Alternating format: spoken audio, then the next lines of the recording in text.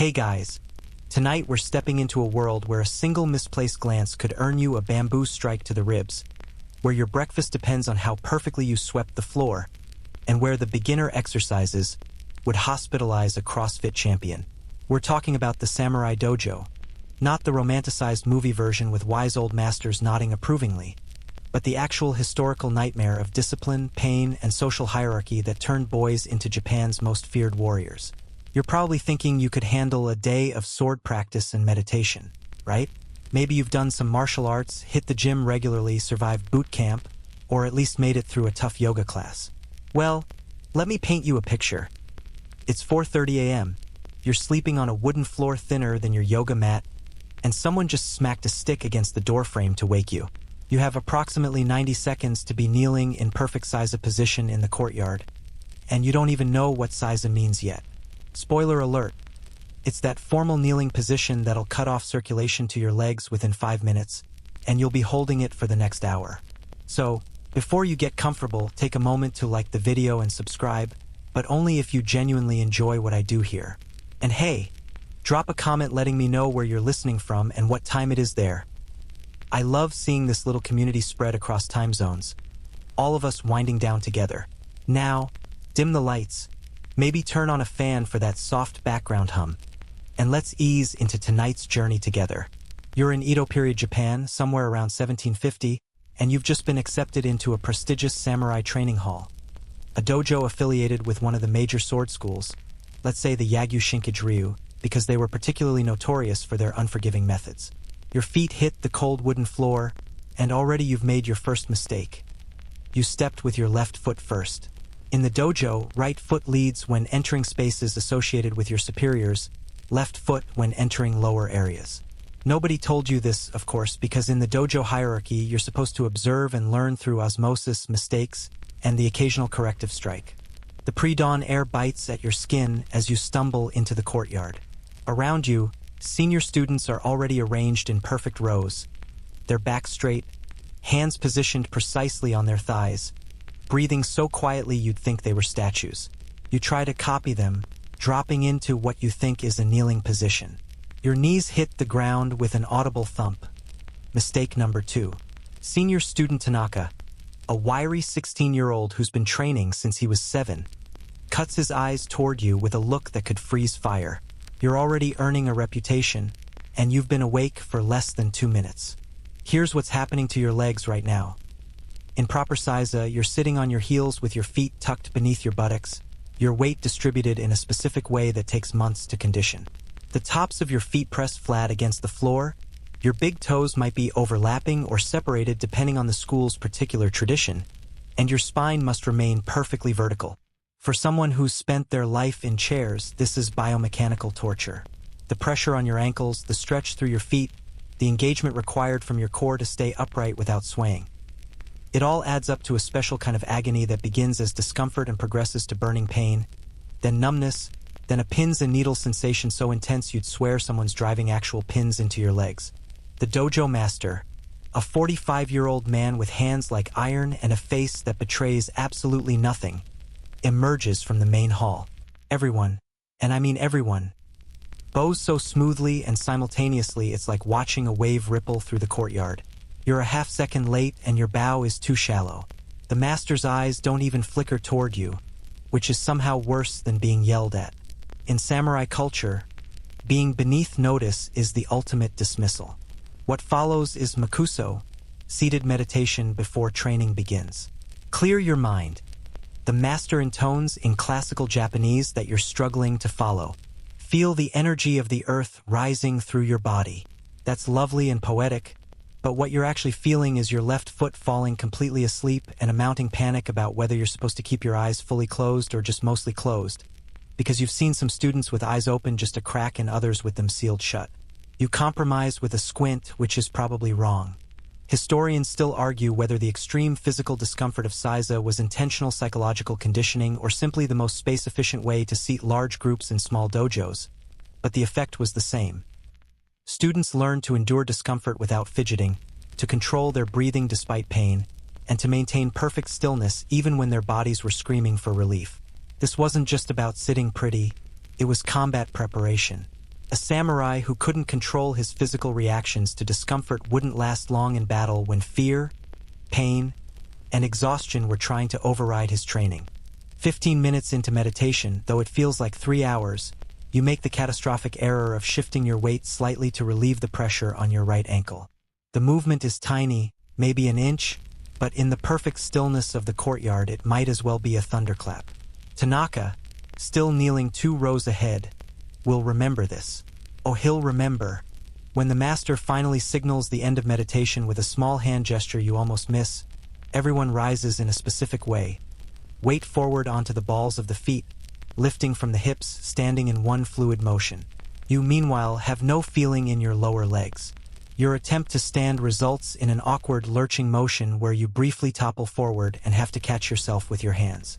Nobody laughs, that would be undisciplined, but you feel the weight of their judgment like a physical thing pressing down on your shoulders. Hajime, the master says, begin. What begins is choreo, a warm-up routine that looks deceptively simple. You're going to perform a series of movements, lunges, stretches, balance poses, all designed to prepare the body for sword work. Except these aren't your gym class lunges. These are deep, sustained positions held for minutes at a time while maintaining perfect spinal alignment and breathing rhythmically into your lower abdomen, which is itself a technique called tanden breathing that you absolutely do not understand yet. The first position is shikodachi, a wide squat stance borrowed from sumo training. Your feet are placed at twice shoulder width, toes pointed outward at 45 degrees, and you drop your hips until your thighs are parallel to the ground. Then you hold it, and keep holding it. Your quadriceps start burning within 30 seconds. Within 2 minutes, they're trembling. By minute 4, you're experiencing a full body shake that you're desperately trying to hide. But of course everyone can see it because your entire torso is wobbling like a sapling in strong wind. Around you, students who've been doing this since childhood are rock steady. Some of them are younger than you, maybe 13 or 14, and they're holding positions that would make a professional athlete weep. There's a concept in traditional Japanese martial arts called shoshin, which means beginner's mind, but there's nothing romantic about it in this moment. You are being confronted with the humiliating reality of just how much conditioning the human body requires to perform tasks that samurai children took for granted. Here's a quirky detail that probably won't make you feel better. Many samurai dojos kept detailed records of new students' failures in what were essentially shame books. Not as punishment exactly, but as a reference tool. Your inability to hold shikodachi for the required 10 minutes? That's getting noted. The master or a senior student would later review these records to identify patterns and design specific conditioning punishments. Exercises, tailored to your particular weaknesses. It was personalized training centuries before we had apps for that, and it was absolutely brutal. When you finally collapse out of the squat, because you will collapse, there's no question about it, you're supposed to immediately return to size a position and reflect on your failure. Your legs, already traumatized from the earlier meditation, now have to fold back into that configuration while muscles are cramping and your cardiovascular system is in mild revolt. You kind of flop down in a graceless heap, breathing hard through your mouth, which is yet another mistake because proper breathing is through the nose, always through the nose, even during maximum exertion. The master walks past you. He doesn't say anything. He doesn't need to. You can feel your inadequacy radiating off your sweaty, trembling body like heat off summer pavement. But wait, we're not done with the warm-up. Next comes Takubi no Renshu, wrist conditioning exercises. You're partnered with Tanaka, of course you are, and he takes your hand with a grip that feels like a steel vise wrapped in skin. He's going to rotate your wrist through various angles while you're supposed to resist slightly but not too much, finding the balance between engagement and relaxation that allows the joint to strengthen without injury.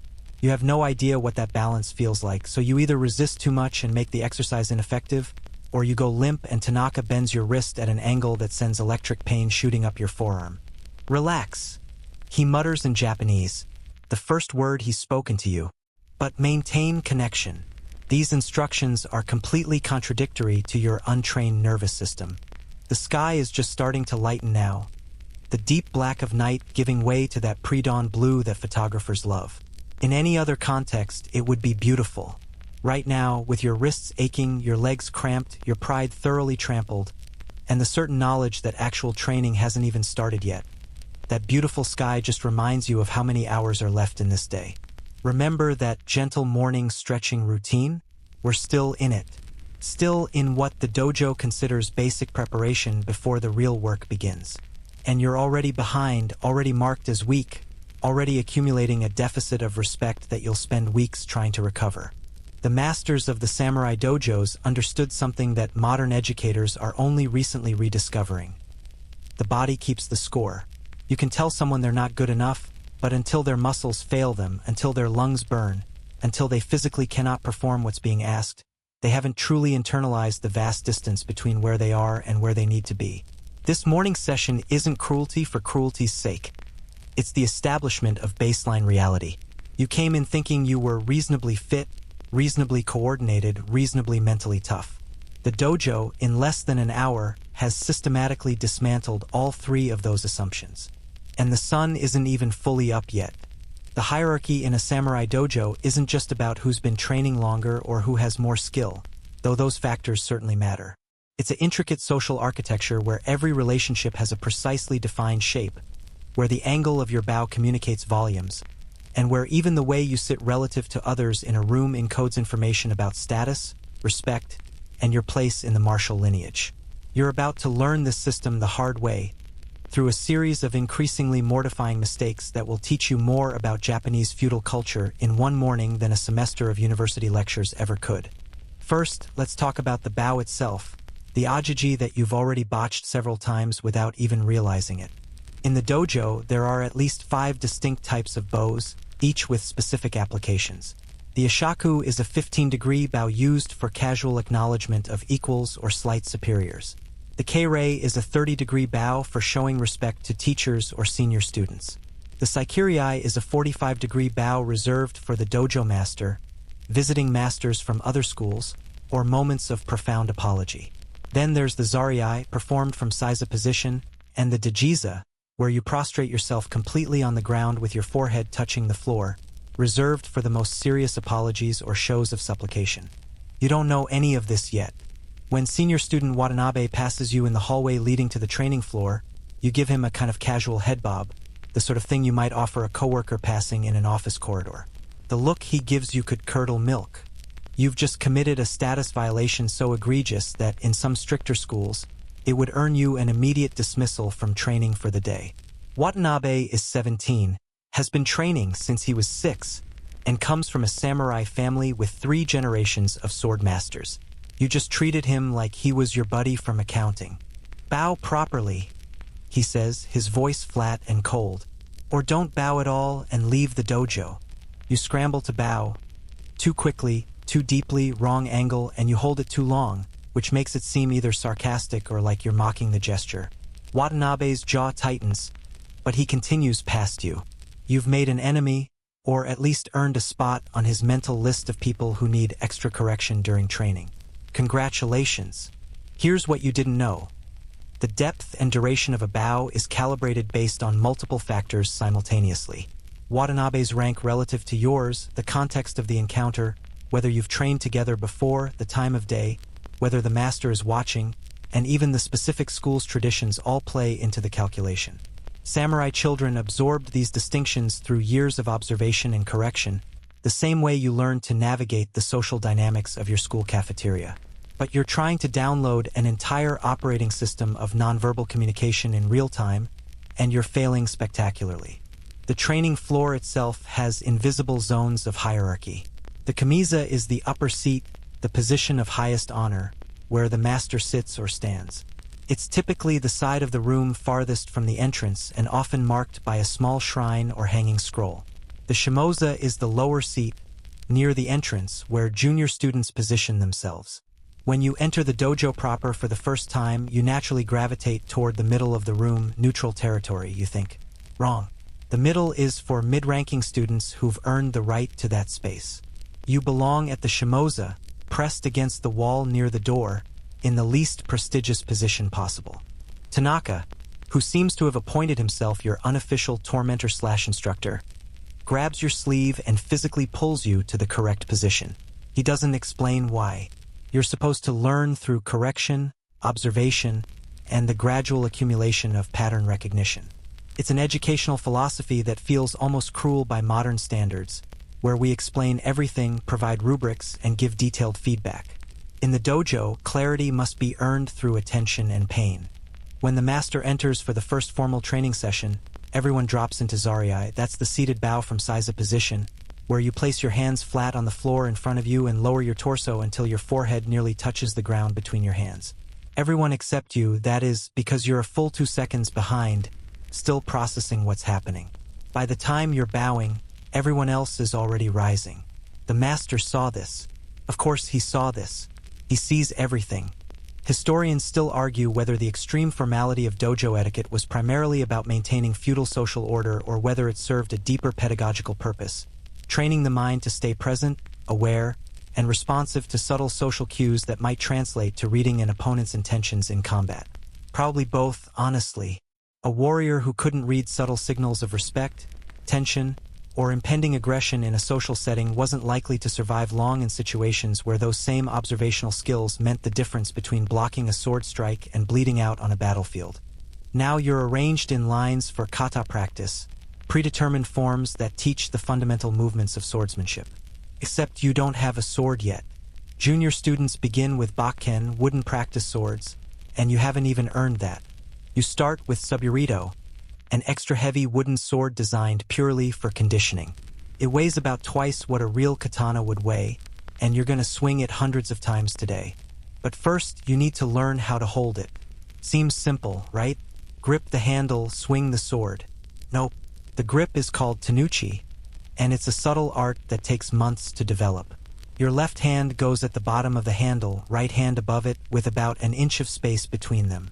The pinky and ring fingers of each hand provide most of the gripping force, while the middle fingers provide control, and the index fingers and thumbs are relatively relaxed. This creates a grip that's simultaneously firm and flexible, allowing the sword to move efficiently without tensing the forearms and shoulders. You grab the Suburido like you're holding a baseball bat or a hammer, whole hand grip, everything tight, wrists locked. The instructor, a senior student named Kobayashi who can't be more than 19 but moves with the authority of someone twice his age, walks up to you and simply taps your wrists with his own bakken. Not hard, just a tap. Your grip immediately fails and the Suburido drops. You pick it up, try again with what feels like the same grip. Another tap, another drop. He does this 7 times before he speaks. Feel the connection through your little fingers, he says. The power flows from your hips through your arms. Your hands are only guides. This makes 0 sense to you. Your hands are what hold the sword. Obviously, they need to grip it tightly or you'll drop it. Except you keep dropping it anyway, every time Kobayashi taps your wrists, which he does with the casual efficiency of someone who's performed this exact correction on hundreds of hapless beginners. Here's a detail that might interest you. The traditional dojo had a practice called shuhari, which describes the 3 stages of learning. Shu means to protect or to obey. You follow the rules exactly, without question, even when they don't make sense. Ha means to break away. Once you've mastered the fundamentals, you begin to understand the principles behind them and can adapt. Ri means to separate. You've transcended the techniques and can create freely. Right now, you're in Shu, and you're not even good at Shu. You're in pre-Shu, in the stage where you're still learning that there are rules to obey. Finally, after what feels like 50 attempts, you manage a grip that Kobayashi doesn't immediately dismantle. Feels wrong, feels weak, feels like the sword might fly out of your hands at any moment. But it's technically correct, and in the dojo, technical correctness is the only kind that matters. Suburi, Kobayashi announces. Straight downward cuts. 100. You raise the Suburido overhead, or try to. The proper overhead position, Joden no Kami, requires the sword to be held with arms extended, the blade angled slightly back, the tip higher than the hands, with your weight distributed 60-40 between your back and front foot. Your shoulders should be relaxed, your elbows should have a specific gentle bend, and your hips should be rotated slightly to generate potential energy for the cut. Your overhead position looks like someone trying to swat a fly on the ceiling. Arms bent at the wrong angles, shoulders hiked up to your ears, weight flat across both feet, the sword wobbling in space like a divining rod over water. Kobayashi adjusts you. He pushes your left elbow down half an inch, rotates your hips 3 degrees to the left, presses down on your shoulders to release the tension, taps your back foot to shift your weight distribution. Each adjustment is small, precise, and accompanied by either a one-word command or just a nonverbal gesture. You're supposed to remember all of these corrections and incorporate them into the next repetition. You execute your first cut.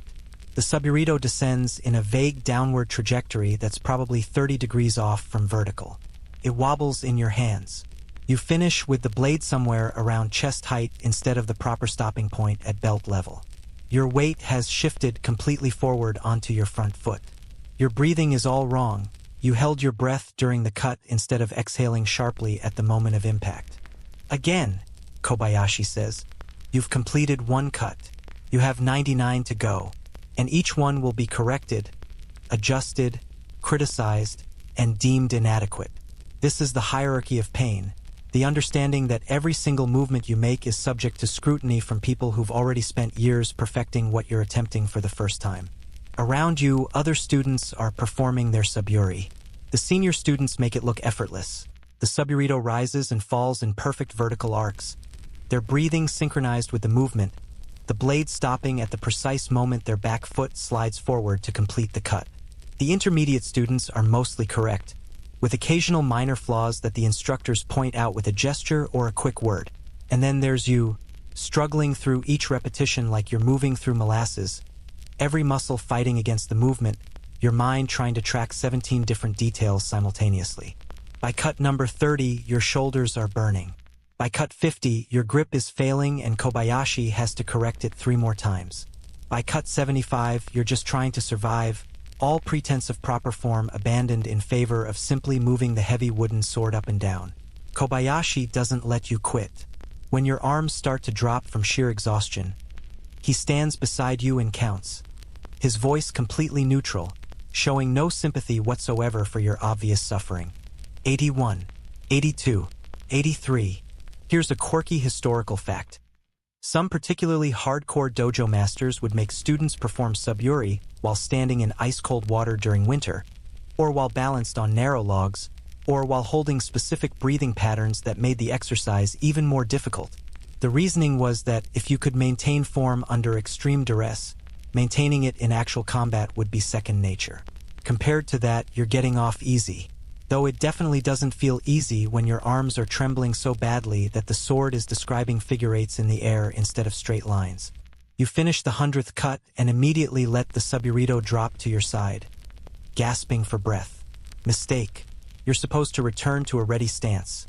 Sword held at middle position, body composed, breathing controlled, and wait for the instructor to dismiss you. Kobayashi looks at you like you just spit on a sacred altar. Chudan no kami, he says, indicating the middle guard position you're supposed to assume. You raise the subburrito again, arms shaking, and try to hold it steady at solar plexus height, pointed at an imaginary opponent. The sword wavers. Your whole body wavers. But you hold the position because the alternative is further shame. This is the hierarchy of pain playing out in your muscles, your nervous system, your psychology. Every correction is a reminder that you're at the bottom. Every demonstration by a senior student is proof of how far you have to climb. Every moment of exhaustion is a test of whether you'll quit or continue. And the terrible thing is, this is just the beginning of the day. You've been awake for approximately 3 hours. You've endured meditation that tortured your legs, warm-ups that destroyed your thighs, and basic sword exercises that turned your arms into quivering noodles. Surely now it's time for breakfast, right? Food, rest, maybe some water? You're dehydrated, your stomach is growling, and every muscle in your body is staging a minor rebellion. The other students are filing out of the training hall, and you follow them with the desperate hope that you're heading toward sustenance. You are heading toward the kitchen, but you're not heading there to eat. Not yet. First, you have to earn your breakfast. In the traditional samurai dojo, particularly those attached to Han domains or operating as live-in training facilities, meals were understood as a privilege granted in exchange for service. This wasn't arbitrary cruelty, though it probably feels that way as you stand in the kitchen courtyard realizing what's about to happen. The philosophy was rooted in Buddhist principles of understanding the value of sustenance, of eliminating any sense of entitlement, and of ensuring that every aspect of life, including eating, was integrated into the broader project of character development. Senior student Tanaka, your wiry nemesis from the morning meditation, is apparently in charge of the junior student's breakfast duties. He stands with his arms crossed, surveying the half-dozen newest recruits with the expression of a disappointed parent evaluating a messy room. You're all standing there, exhausted and hungry, waiting for instructions. The master eats in 1 hour, Tanaka announces. His meal must be perfect. The senior students eat 30 minutes after that. Their meal must be adequate. If there is food remaining after they've eaten, the junior students may eat. If the senior student's meal is inadequate, the junior students will prepare a replacement meal and go without. Let that sink in. Your breakfast, whether you get one at all, depends entirely on your ability to correctly prepare food for people who rank above you, and you have absolutely no idea how to prepare food the way this dojo expects it to be prepared. The kitchen is traditional in every sense. A clay kamado stove fueled by charcoal, cast iron pots, minimal utensils, no refrigeration, no running water except from a well in the courtyard. You're going to prepare rice, miso soup, pickled vegetables, and grilled fish using implements and techniques that haven't changed significantly in 300 years. Rice seems simple enough, right? It's just rice. Except no, it's absolutely not just rice. The rice must be washed exactly 7 times, each washing performed with specific hand movements that remove starch without breaking the grains. The water-to-rice ratio must be precise, varying based on the type of rice, the humidity, the temperature, and the preferences of the master, preferences you obviously don't know. The rice must cook undisturbed for a specific period, then rest for another period, then be served at a temperature that's warm but not hot, in bowls that have been warmed but not heated, with the grains arranged in a specific manner that shows respect for the food. You're assigned to rice duty along with 2 other junior students. One of them, a kid named Hiroshi who can't be more than 13, actually seems to know what he's doing. His family served a samurai household before he came to the dojo. The other, a stringy teenager named Kenji, looks as lost as you feel. Together, you're supposed to prepare enough rice for 30 people and do it perfectly on the first try. Hiroshi takes charge, which is fortunate because you wouldn't know where to start. He shows you how to measure the rice using an ancient wooden cup, how to place it in a wide bowl, how to add water and swirl it with your hands in a specific circular motion. The water turns cloudy with starch. You pour it out gently so you don't lose any grains and repeat. 7 times, he says. Exactly 7.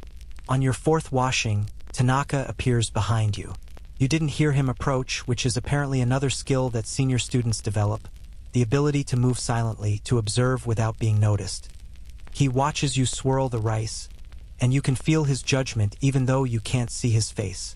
Your movement is too aggressive, he says. You're fracturing the grains. If the master finds broken rice in his bowl, you'll rewash everything and he'll eat an hour late. Do you want to be responsible for delaying the master's meal? You do not want to be responsible for that.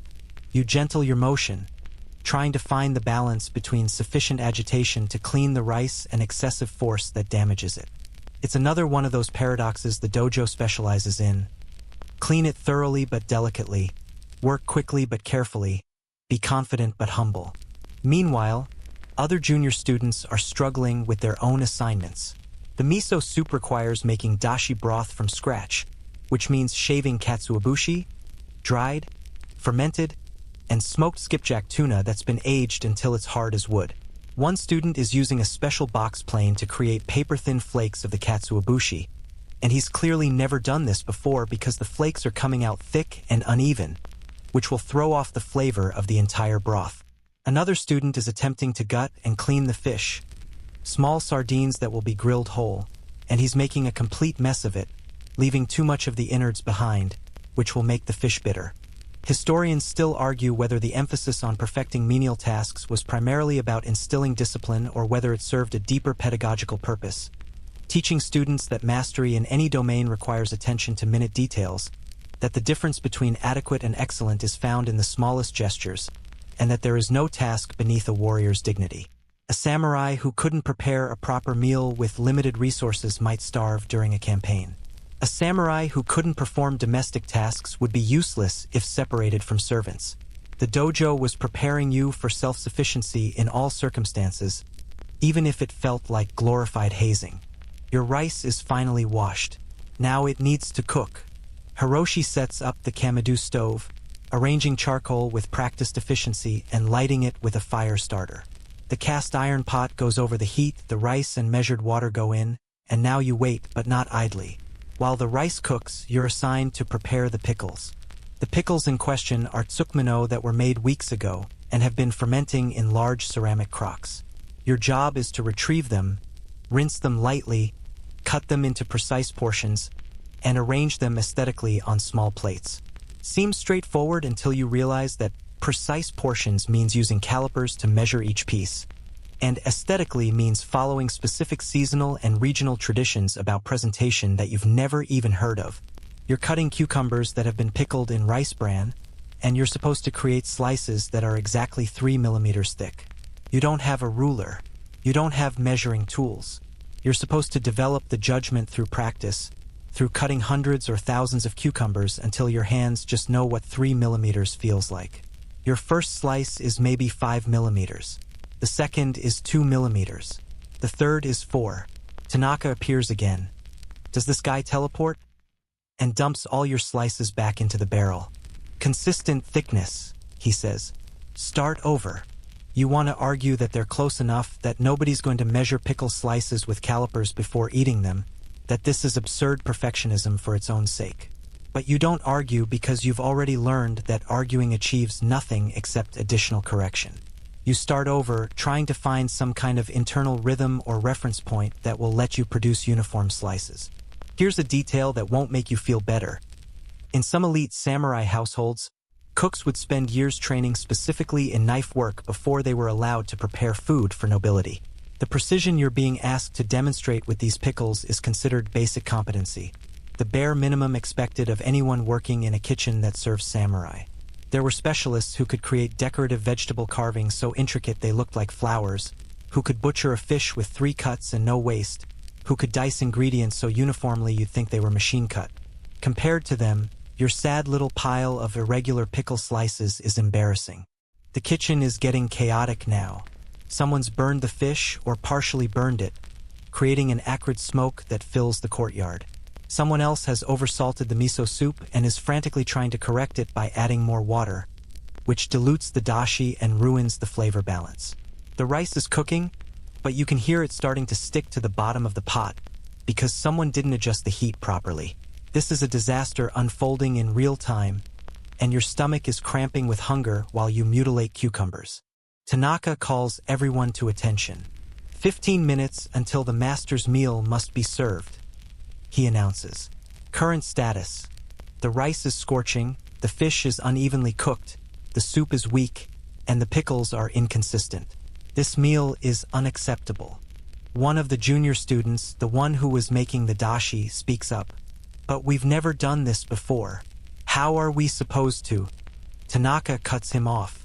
Do you think the enemy will care that you've never fought before? Do you think hunger will excuse your inability to forage? Do you think cold will forgive your inability to build a proper shelter? You perform the task set before you or you face the consequences. It's a harsh philosophy, but it reflects a brutal reality of samurai life. These weren't people training for sport or hobby. They were preparing for a life where failure meant death, where mediocrity got you killed or got your lord killed or got your entire unit killed. The dojo couldn't afford to coddle students or make excuses for incompetence.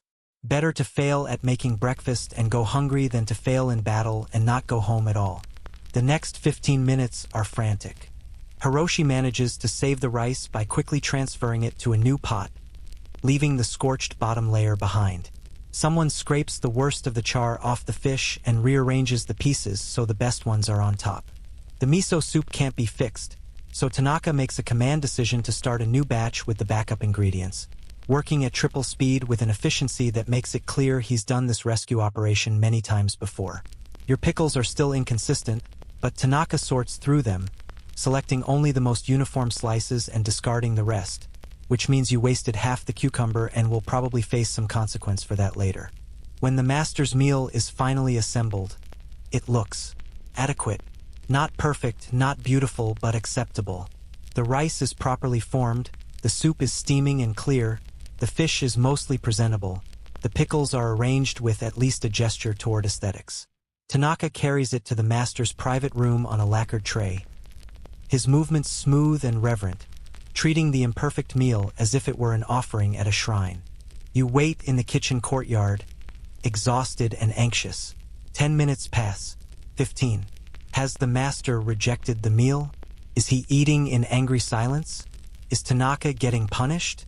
Finally, Tanaka returns with the empty tray. His face is neutral, which you've learned could mean anything. Acceptable, he says. Prepare the senior student's meal. You have 20 minutes. 20 minutes to prepare food for a dozen hungry teenagers who've been training since dawn. You're running on fumes now, your hands shaking from a combination of low blood sugar and muscle fatigue. But you move. You cook more rice, grill more fish, assemble more pickles. This time the process is slightly smoother because you've learned from the first round of mistakes. You know not to agitate the rice too hard, you know to watch the heat under the pot, you know that Tanaka will check everything before it goes out. The senior student's meal is served. You wait again. This time when Tanaka returns, he's carrying a pot of rice, a bowl of soup, and a few pieces of fish, the leftovers. Junior students may eat, he says. You and 5 other junior students descend on those leftovers like wolves on a carcass. There's maybe 2 cups of rice total, enough soup for half a bowl each, 3 small pieces of fish to split between 6 people. You eat fast, shoveling rice into your mouth without really tasting it, desperate to get calories into your system before someone decides you don't deserve even this much. The rice is good, actually. Despite all the chaos and near disasters, it's properly cooked, slightly sticky with a subtle sweetness. The miso soup is warm and savory, the dashi flavor delicate and comforting. The fish is grilled well where it's not charred, the skin crispy and the flesh tender. Under other circumstances, you might appreciate the meal. Right now, you're just grateful to be eating anything at all. Hiroshi, the kid who knew what he was doing, gets slightly more than the rest of you. Tanaka portions out an extra scoop of rice for him, acknowledging his competence. It's not explicit praise, just a small material reward. But you can see Hiroshi sit up a little straighter, his fatigue momentarily lifted by this recognition. You, on the other hand, get exactly the minimum portion. Your inconsistent pickle slicing has been noted. The meal lasts maybe 5 minutes. Then Tanaka is standing again, and you know what's coming. Clean the kitchen. Every surface, every pot, every utensil. The master may inspect. You have 30 minutes before morning training resumes. Your breakfast, such as it was, is over. You've worked for 3 hours to earn 5 minutes of eating. And now you're going to scrub pots and sweep floors while your muscles scream and your mind reels from exhaustion.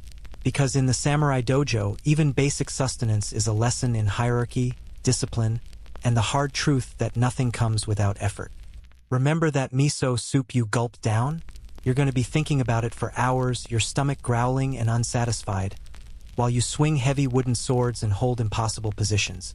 Breakfast wasn't a break from training, it was just another form of training, teaching you that comfort and satisfaction are temporary, that hunger is a constant companion, and that you'll do remarkable things for just a few bites of rice when you're desperate enough. Welcome to the dojo. You're not going to last the day. The kitchen is clean, or at least, it's as clean as you could make it in 30 minutes while your body operated on minimal fuel and maximum exhaustion. You've scrubbed pots until your knuckles bled from the rough metal, swept floors until your back cramped, and hauled water from the well until your shoulders felt like they might separate from your torso.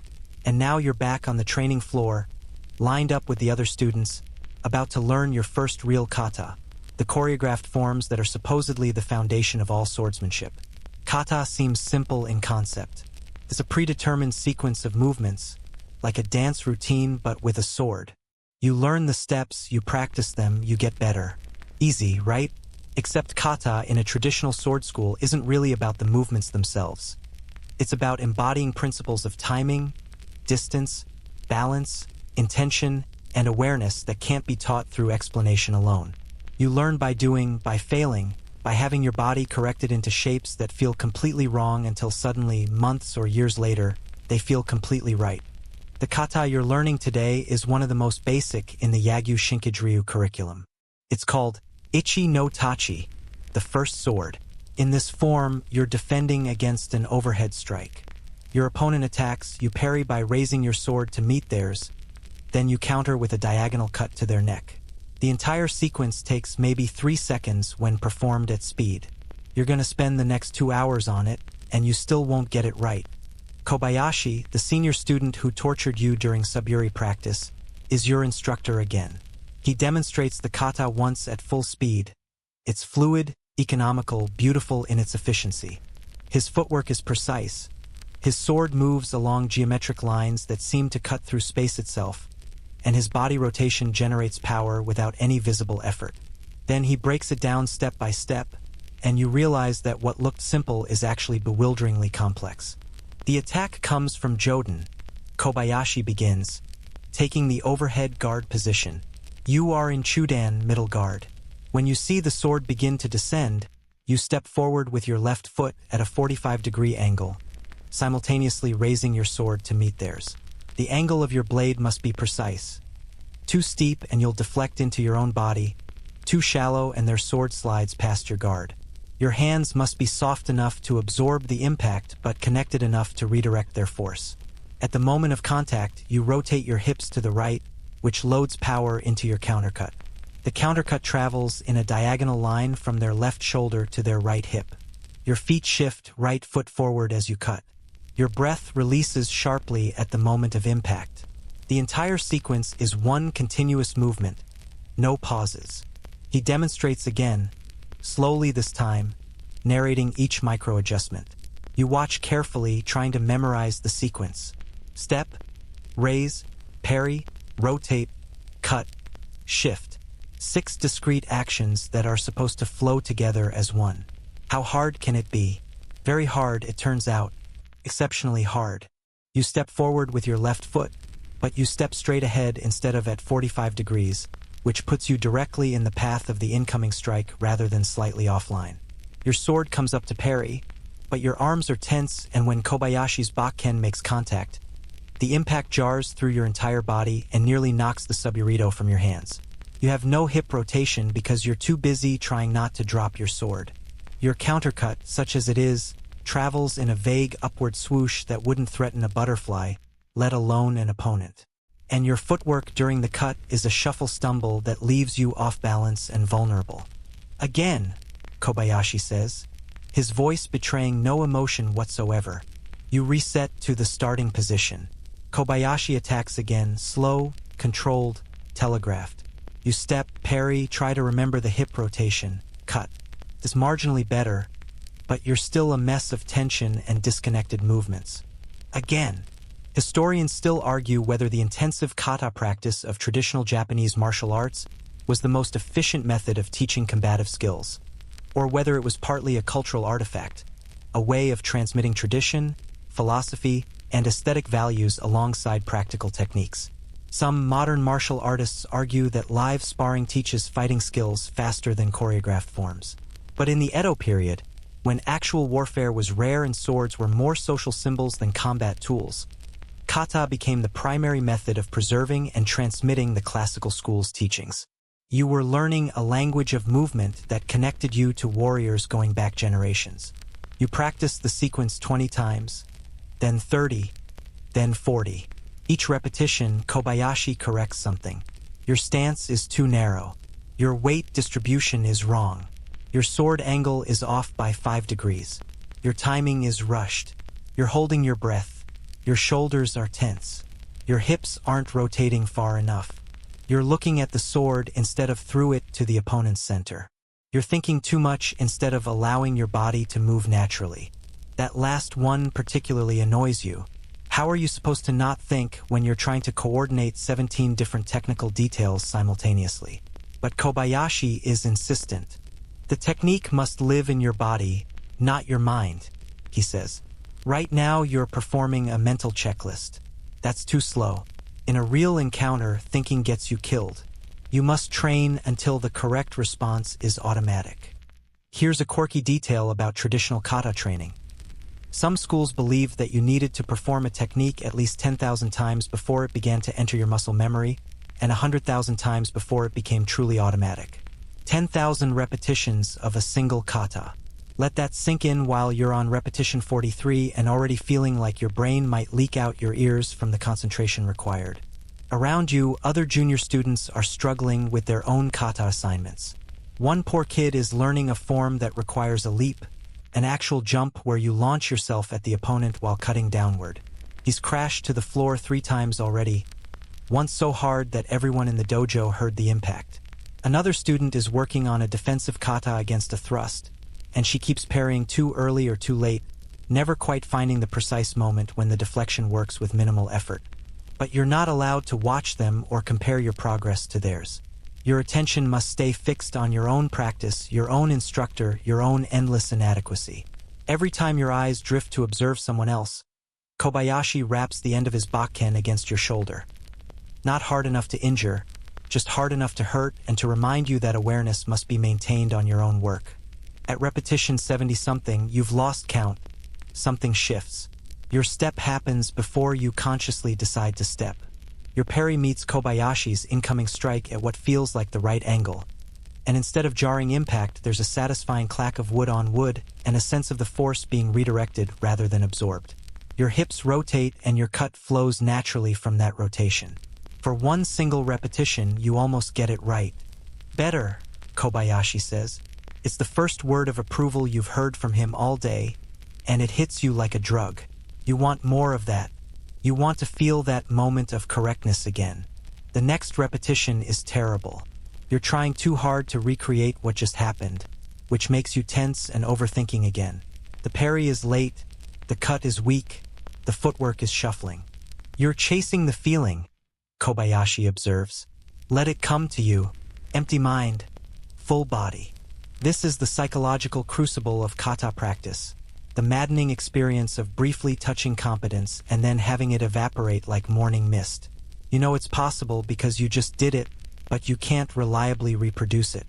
And you can't force it through willpower or effort because force creates tension and tension creates failure. You have to find some paradoxical state of relaxed intensity, of focused emptiness, of trying without trying. Good luck with that while your muscles are fatigued, your stomach is growling, your mind is scattered, and a stern teenager is watching your every movement with the intensity of a hawk watching a field mouse. You continue practicing. 90 repetitions. 100. Your arms are burning from holding the subirito. Your legs are trembling from the constant stepping and shifting. Sweat is dripping into your eyes. The other students around you are similarly destroyed. You can hear their ragged breathing, see their shaking hands, feel the collective exhaustion settling over the dojo like a heavy blanket. And then the master enters. Everyone immediately assumes Saiza position, dropping to their knees with synchronized precision that you still can't quite match. You're always a beat behind, always a little less smooth. The master walks slowly through the training floor, observing. He stops in front of various students, watches them for a moment, offers a word of correction or occasionally a nod of acknowledgement. This is his daily inspection, the time when he personally evaluates the progress of every student under his roof. When he reaches you, he stops. You're kneeling there, head bowed respectfully, trying to control your breathing, acutely aware of the sweat staining your training clothes and the way your whole body is trembling with fatigue. Stand, the master says. Show me ichi no tachi. Your heart drops into your stomach. You're going to perform the kata for the master himself, right now, after 100 exhausting repetitions with every other student watching. No pressure. You stand, legs unsteady. You take your starting position, Chuden guard, sword held at center, blade pointed at an imaginary opponent's throat. The master doesn't attack. He simply watches, waiting for you to demonstrate the defensive sequence in the air, visualizing the attack and responding to it. You step. You raise your sword to parry the imaginary strike. You rotate your hips. You cut diagonally downward. You shift your feet. You exhale. The master is silent for a long moment. Then, your spirit is weak. Not your technique, not your footwork, not your sword angle. Your spirit. What does that even mean? The kata is not about the movements. The master continues. The movements are just the shape that spirit takes. Right now you're moving your body through positions, but there's no conviction, no ki, no warrior intent. You look like you're performing a chore, not defeating an enemy. He's right, of course. You've been so focused on trying to get the mechanics correct that you've completely lost sight of what the kata represents. A life or death encounter condensed into 3 seconds of movement. You're supposed to embody the reality of combat even while practicing alone. Your parry should carry the intention of protecting your life. Your countercut should carry the intention of ending the threat. Without that mental and spiritual component, the kata is just empty choreography. Again, the master says, this time, believe you're fighting for your life. You reset. You try to imagine a real opponent, a real sword descending toward your head with lethal force. You step, parry, cut, and it's different. Not perfect by any means, but there's an urgency to the movement that wasn't there before, a commitment that changes the quality of everything. Better, the master says, continue to cultivate this intention. 10,000 more repetitions and you might understand the kata. 100,000 more and it might understand you. He moves on to the next student, leaving you kneeling again, processing what just happened. The master's correction wasn't really about the technique. It was about your entire approach to training. You've been treating this as a physical skill to be learned, but the dojo sees it as something deeper.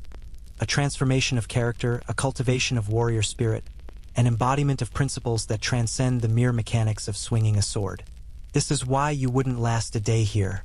It's not just about the physical hardship, the hunger, the exhaustion, the pain. It's about the mental and spiritual demands that you didn't even know existed. You came in thinking you'd learn some sword techniques. The dojo wants to remake your entire being, to strip away your modern assumptions about comfort and convenience and self-expression, and to rebuild you as something harder, sharper, more disciplined. And you've only been here for about 5 hours. Kobayashi gestures for you to continue practice. You return to the kata, trying to maintain that sense of urgency and intention the master pointed to. But already it's fading, already you're slipping back into mechanical repetition. Already your mind is wandering to how much you hurt and how hungry you are and how impossible this all seems. The kata doesn't care about your doubts. The dojo doesn't care about your discomfort. The tradition stretching back generations doesn't care about your modern sensibilities. You either rise to meet the standard or you break. Most people broke. You thought the morning was difficult. You thought kata practice was exhausting. You thought maybe, just maybe, you'd reached the lowest point of this terrible day and things might start to get easier. You were wrong. So magnificently, spectacularly wrong. Because now it's early afternoon, you've had one tiny meal hours ago, your body is running on fumes and spite, and you're about to discover what real correction feels like in a samurai dojo. The training floor has been rearranged. Instead of lines of students practicing kata in unison, there are now pairs scattered across the space, each pair consisting of one junior student and one senior student. You're partnered with, and you can probably guess this, Tanaka. Of course, it's Tanaka. The universe has decided that this wiry 17-year-old with the personality of a prison warden is going to be your primary tormentor for the foreseeable future. Kihan Uchikomi, the master announces. Basic striking practice. Junior students will execute continuous overhead strikes. Senior students will observe and correct posture. Begin. Sounds straightforward. You're going to do overhead strikes. You've already done 100 suburi this morning, so you know the basic movement. Tanaka is going to watch and offer feedback. This might actually be manageable. Except nothing in the dojo is ever as simple as it sounds. You take your stance, raise the suburito overhead into Joden no Kami, and execute your first strike. The sword descends, you exhale, the blade stops at the proper height. You reset and prepare for the second strike. Tanaka's bakken cracks across your right elbow. The pain is immediate and electric, shooting from your elbow down to your fingers and up into your shoulder. You nearly drop the suburito. You definitely make an involuntary yelp that you're not proud of. Your elbow collapsed inward during the cut, Tanaka says, his voice completely flat. The angle must remain consistent. Again, you raise the sword, trying to be more aware of your elbow position. You strike. This time Tanaka's bakken taps the back of your left knee. Not as hard as the elbow strike, but hard enough to make your leg buckle slightly. Your weight shifted to your toes. It must remain centered. Again, this is what correction means in the traditional dojo.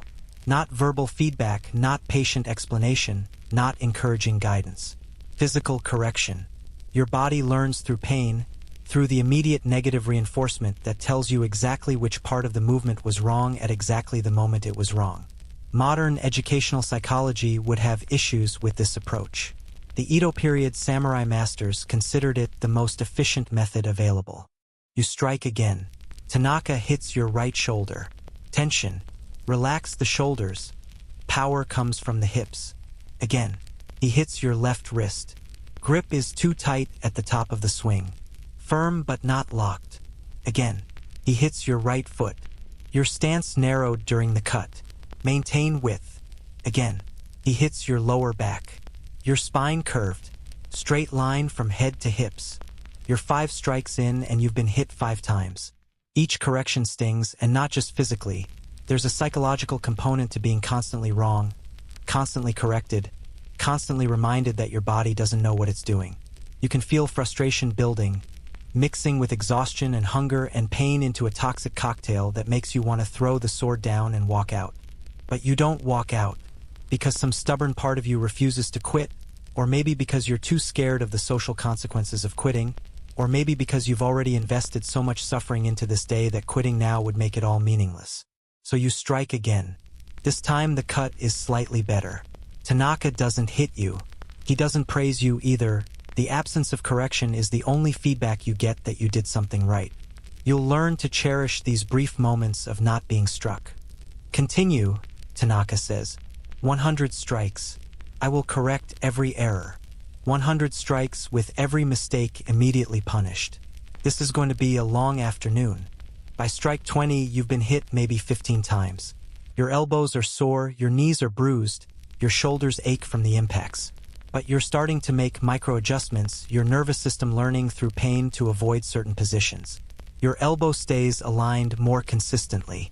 Your weight stays centered more often. The corrections are becoming less frequent. By strike 40, you're being hit maybe once every 3 strikes. Progress of a sort. Tanaka's face remains impassive, showing neither approval nor disapproval. He's just a correction machine, mechanically identifying flaws and administering consequences. Here's something historians debate: whether this correction through pain method was genuinely effective or whether it was partially a cultural artifact of a society that normalized physical punishment across many contexts. Modern martial arts research suggests that a mix of positive reinforcement, detailed explanation, and yes, some physical correction produces the best learning outcomes.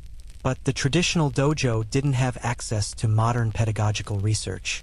They had methods that had been refined over generations, methods that undeniably produced skilled swordsmen, even if those methods also produced a lot of dropouts and a lot of trauma.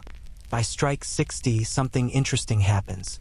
You're so tired, so beaten down, so depleted of energy that you stop trying to control every aspect of the movement. Your conscious mind, exhausted from its attempts to micromanage 17 details simultaneously, finally gives up and lets your body move more naturally. And paradoxically, your strikes improve. The sword rises and falls in a more organic rhythm. Your breath synchronizes with the movement without you forcing it. Your hips rotate because the rotation is necessary for the cut, not because you're thinking, now I should rotate my hips. Tanaka notices. Better, he says. You're overthinking less, but your my-eye is inconsistent. My-eye, the sense of proper distance. Even cutting alone in the air, you're supposed to maintain awareness of distance, to step forward exactly the right amount so that your cut would land at the optimal point on an opponent's body.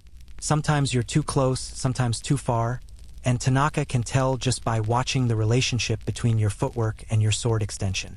He starts correcting your distance by making you step on specific marks on the floor.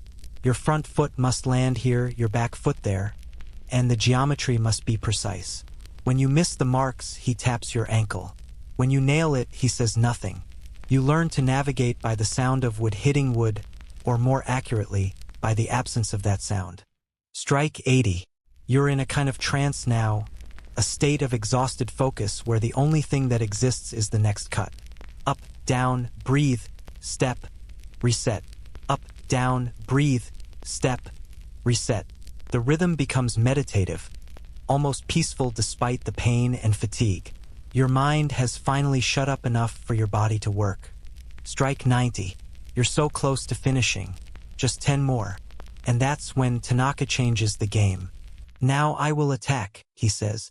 You will parry and counter as in Ichi no Tachi. I will correct your defensive structure. Your heart sinks. You thought you were just finishing the striking practice. But no, Tanaka is going to attack you for real at speed, and you're going to have to defend using the kata you barely learned this morning. While exhausted, while your arms are shaking, while your brain is fried, he doesn't give you time to prepare mentally. He just attacks, an overhead strike coming down fast, not full power but definitely not the slow, gentle practice strikes Kobayashi used during instruction. You step, raise your sword to parry, and Tanaka's bakken slides right past your attempted block and stops maybe an inch from your forehead. Dead, he says simply. Your parry angle was too shallow. The blade must intercept mine at 30 degrees. Again. He resets, attacks again. This time you overcorrect, parrying at too steep an angle, and Tanaka's sword glances off yours and continues downward, stopping just short of your shoulder. Dead, he says. Too steep. The blade slides off and continues into your body. Again. This continues for the next 10 attacks. You die in various ways. Your parry is too early, too late, too weak, poorly angled. Once, you actually parry correctly but freeze afterward instead of immediately countering, and Tanaka's follow-up strike tags your ribs. Hesitation is death, he says. Parry and counter must be one movement, no gap. The 11th attack, you finally get it right or right enough. You parry, redirect Tanaka's sword past your body, rotate your hips, and counter with a diagonal cut that stops cleanly at his neck. It's not perfect, but it's functional. Tanaka nods. Not praise exactly, but acknowledgement. Acceptable. Continue. You practice the defensive sequence 20 more times. Each time, Tanaka attacks a little faster, a little harder, testing whether your technique works under increasing pressure. Sometimes you succeed, sometimes you die. The successful defenses start to outnumber the failures, and you begin to understand why the kata is structured the way it is. The geometry actually works, the timing makes sense, the movements are efficient when performed correctly. This is what the dojo means by training until it enters the body. You can't think your way through a sword attack. By the time you've consciously processed that someone is trying to kill you and formulated a response, you're already dead. The technique must be so deeply ingrained that it happens before thought, triggered by visual recognition of the attack, executed by trained reflexes faster than conscious decision-making allows. And you've just had your first tiny glimpse of what that feels like when you occasionally get it right. Around the training floor, other pairs are engaged in similar brutal lessons. You can hear the crack of bakken on body, the grunts of pain and effort, the occasional thud of someone being knocked off balance. One junior student is on his hands and knees, breathing hard. His senior partner must have swept his legs out from under him during a defensive drill. Another student has a visible welt forming on her forearm where she failed to parry correctly and took a strike directly. This is normal. This is expected. This is the afternoon of endless corrections. The master circulates through the room, occasionally stopping to observe a pair. When he reaches you and Tanaka, he watches 3 exchanges without comment. Then he addresses Tanaka, not you, you're still too junior to receive direct instruction for this type of practice. His structure improves, the master observes, but his spirit still wavers. When he believes the defense will work, it works. When he doubts, he dies. The technique is adequate. The mind is weak. It's the same issue he identified during kata practice. Your mental state, your confidence, your warrior spirit, these matter as much as technical precision. A hesitant defense invites attack. A committed defense, even if imperfect, can survive. Make him understand this, the master tells Tanaka and walks away, Tanaka looks at you with something that might be sympathy, though it's hard to tell on his perpetually stern face. "We're going to work on your commitment," he says. "Prepare yourself. What follows is the most intense 10 minutes of your life so far." Tanaka attacks continuously, giving you barely enough time to reset between strikes. Overhead attacks, side attacks, thrusts. He varies the assault pattern, forcing you to recognize and respond to different threats. When you hesitate or defend weakly, he doesn't stop his attack.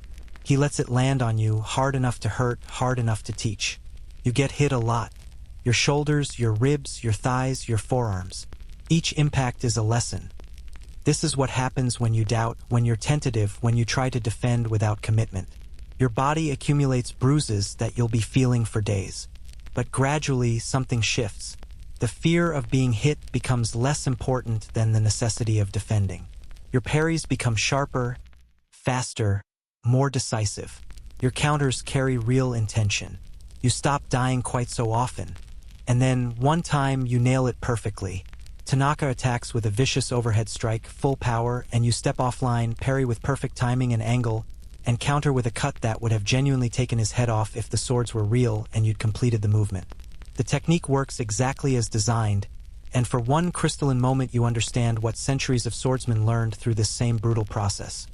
That the kata isn't just choreography, it's distilled survival wisdom encoded in movement. Tanaka steps back. "Good," he says. It's the first unqualified praise you've received all day, and coming from him, it feels like winning an Olympic medal. "Now do it 1,000 more times until it's automatic," he adds, immediately deflating your brief moment of pride. But you smile anyway, just a little, because for one perfect repetition you got it right. Your body understood what your mind couldn't quite grasp. And that tiny success makes all the pain, all the bruises, all the corrections worth it. Almost. Your arms are trembling. Your legs feel like they might give out. Your whole body is a constellation of impact points that will turn purple by tomorrow. And you still have the entire evening ahead of you. But right now, in this moment, you almost feel like a martial artist. Not a samurai, not yet, probably not ever. But maybe, just maybe, you're starting to understand what they were trying to create through all this suffering. You assumed that, at some point, actual sparring would happen. You know, the part where two students face off with wooden swords and try to hit each other in a somewhat controlled environment. The fun part. The part where you get to test your skills and maybe land a few strikes of your own. Well, sparring is about to begin, but I need to disabuse you of any notion that this is going to be fun or fair or anything resembling a sporting contest between equals. The master announces a transition to jigaiko, free practice. The senior students are going to spar with each other, demonstrating proper form and intensity. The junior students are going to, well, you're going to receive instruction, which is a polite way of saying you're going to be used as practice targets by people who've been training for a decade. You're paired with Watanabe. Remember him from this morning? The 17-year-old from the samurai family who you accidentally disrespected with an inadequate bow. Yeah, he definitely remembers you. And he's been waiting all day for this opportunity to teach you proper respect through the medium of hitting you repeatedly with a wooden sword. The sparring area is marked by a slight depression in the floor. Generations of footwork have worn the wood smooth in this rectangle where countless students have clashed. You and Watanabe bow to each other, a formal ritual that marks the beginning of practice. His bow is perfect, precise, the exact depth and duration appropriate for this context. Your bow is, well, you're trying. That's something. You both take kami, guard positions. You adopt chudan, the middle guard you've been practicing all day, sword pointed at Watanabe's throat, weight balanced between your feet. Watanabe takes a position called aso no kami, with his sword held vertically beside his right shoulder, edge facing forward. It's an aggressive stance, one that sacrifices some defensive coverage in exchange for explosive attacking potential. The master is watching. Other students have paused their practice to observe. A senior student facing off against a day one beginner is apparently entertaining enough to warrant an audience. No pressure. Begin, the master says. Watanabe doesn't explode forward immediately. He's too experienced for that. Instead, he begins to close distance slowly, his feet making small shuffling steps that maintain perfect balance and keep him ready to attack or defend at any moment.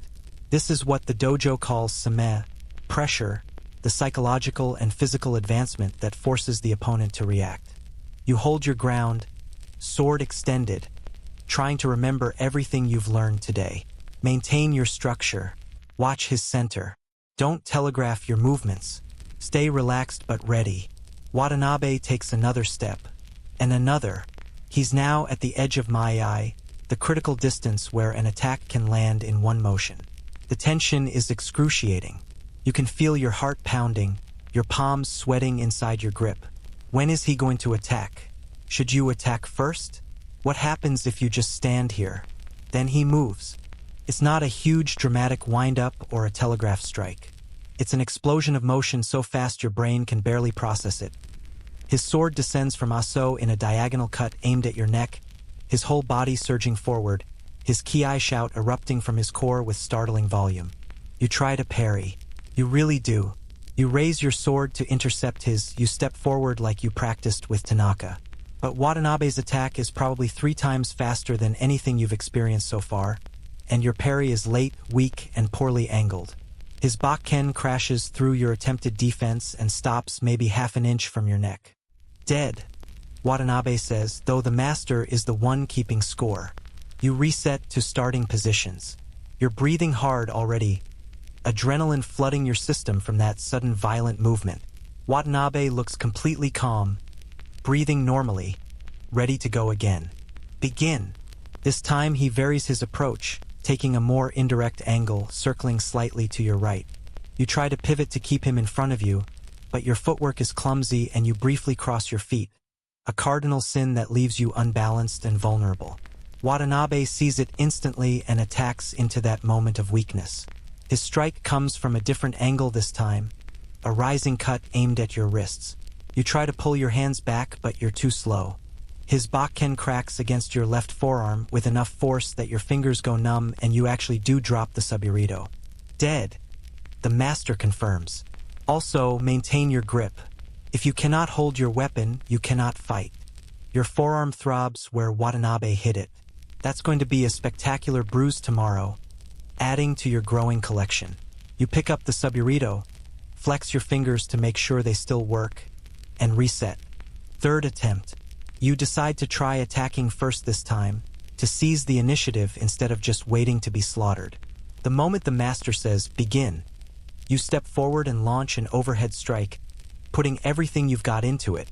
Watanabe sidesteps so smoothly it looks choreographed, and as your strike passes harmlessly through empty air, his countercut tags your ribs.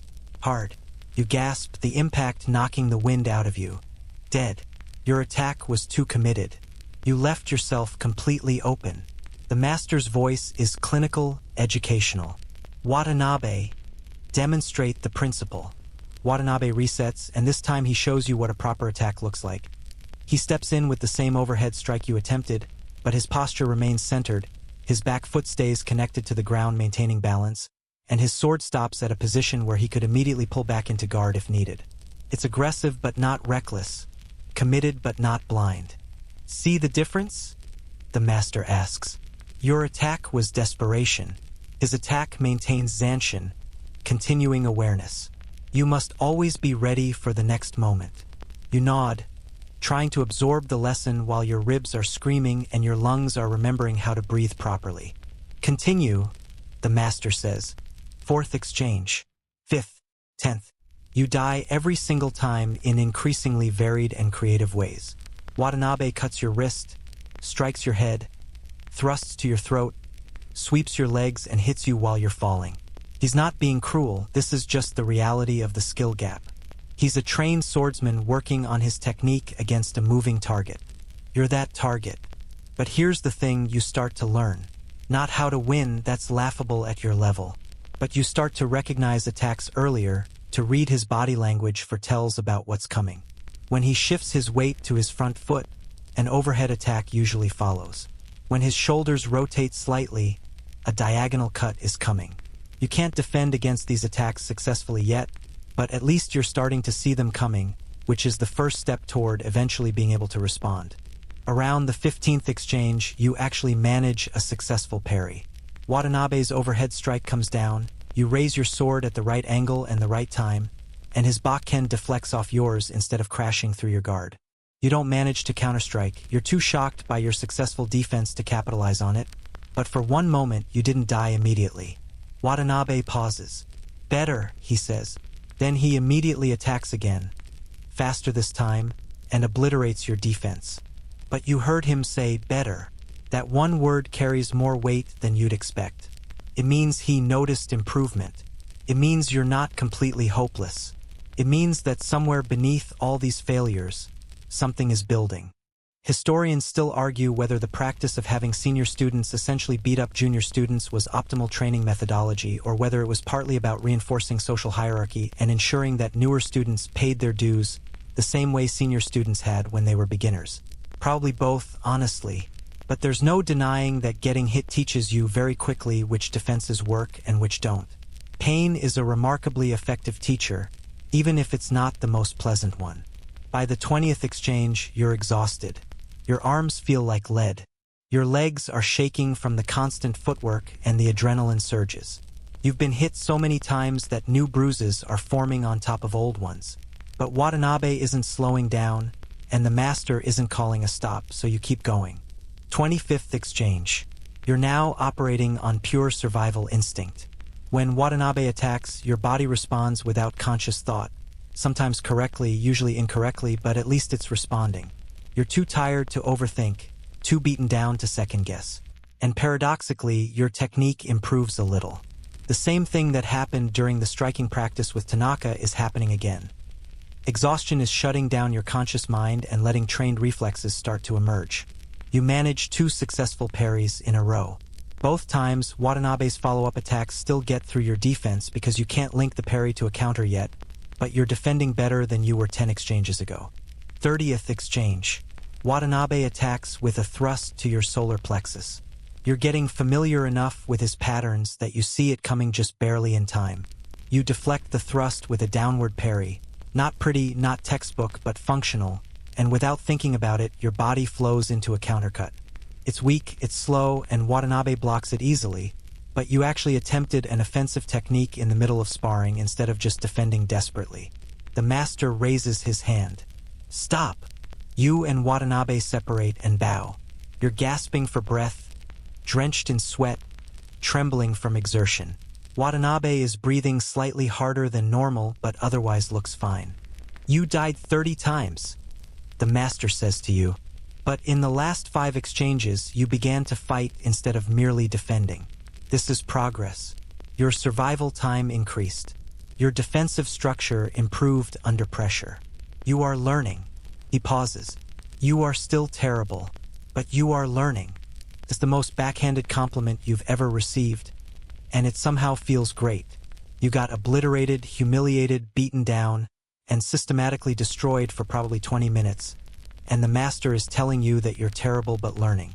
In the dojo, that counts as high praise. But the session isn't over. The master gestures to another senior student, a girl named Ayam who looks maybe 16 but moves with the fluid precision of water, finding its level. Ayam will now demonstrate defensive superiority, the master announces. Attack her continuously. She will counterstrike every failed attack. Your heart sinks. With Watanabe, you were at least playing defense, trying to survive his attacks. Now you have to attack, which means you're going to be exposing all your offensive weaknesses, and every time you screw up, which will be constantly, Ayam is going to hit you. You bow to Ayam. She bows back with fluid grace. You take your stance. Begin. You launch an overhead strike. Ayam doesn't even move her feet. She just shifts her weight slightly, parries with minimal effort, and her countercut tags your shoulder. "Your overhead attack is too linear," she says, her voice surprisingly gentle compared to Watanabe's harsh corrections. "I can see it coming from your preparatory movement. Reduce the telegraph." You try again, attempting to minimize the windup. Ayam sidesteps and strikes your ribs. Better preparation, but your body moved before your sword. They must coordinate. Again, she parries and hits your thigh. "Your eye is wrong. You're too far away. Your attack cannot reach me from that distance." Again. She deflects and strikes your forearm. You're dropping your hands before the cut. This creates an opening. Every attack you attempt, Ayam dismantles. But unlike Watanabe's clinical demonstrations, Ayam is teaching through her counters. Each strike comes with an explanation, a specific technical note about what you did wrong. It's brutally educational. You're learning where your offensive gaps are by feeling them get exploited over and over. After maybe 15 failed attacks, you're so frustrated and tired that you just charge in recklessly, abandoning all technique in a desperate attempt to at least touch her with your sword. Ayam's counter is instantaneous.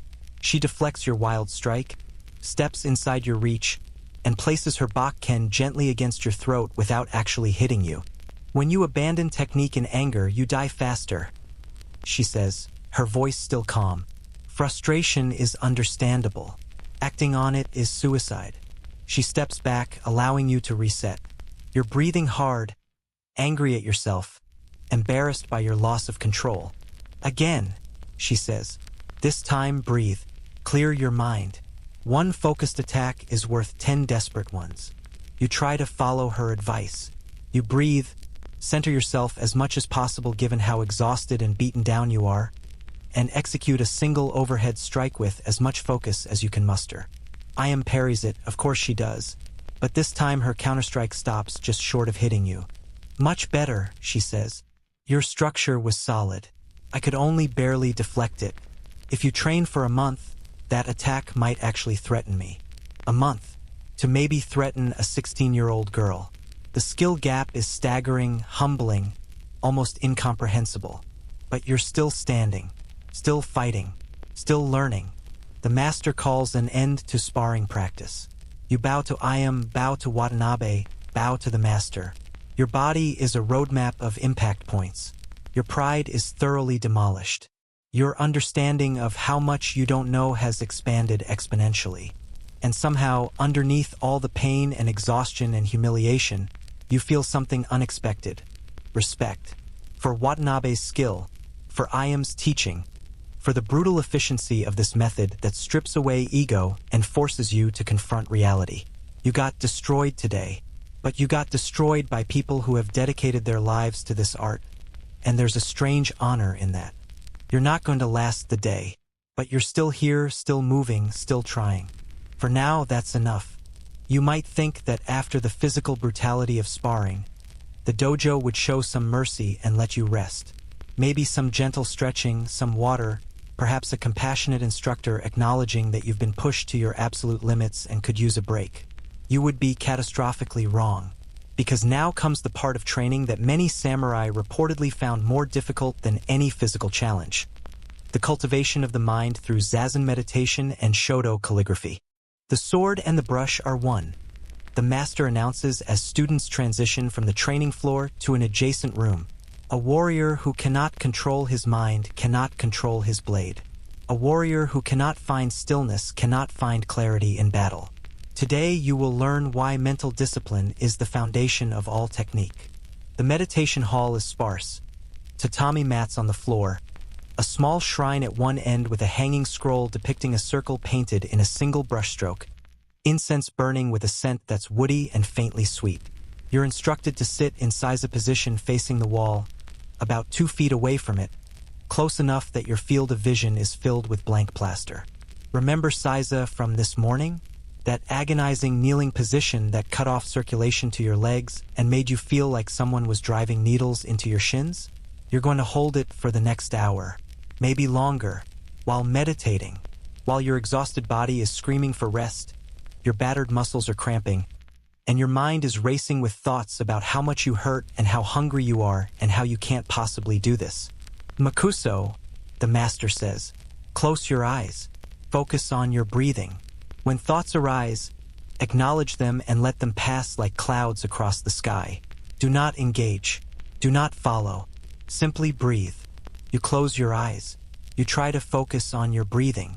Here's what actually happens. Your mind immediately floods with thoughts. Your knees hurt.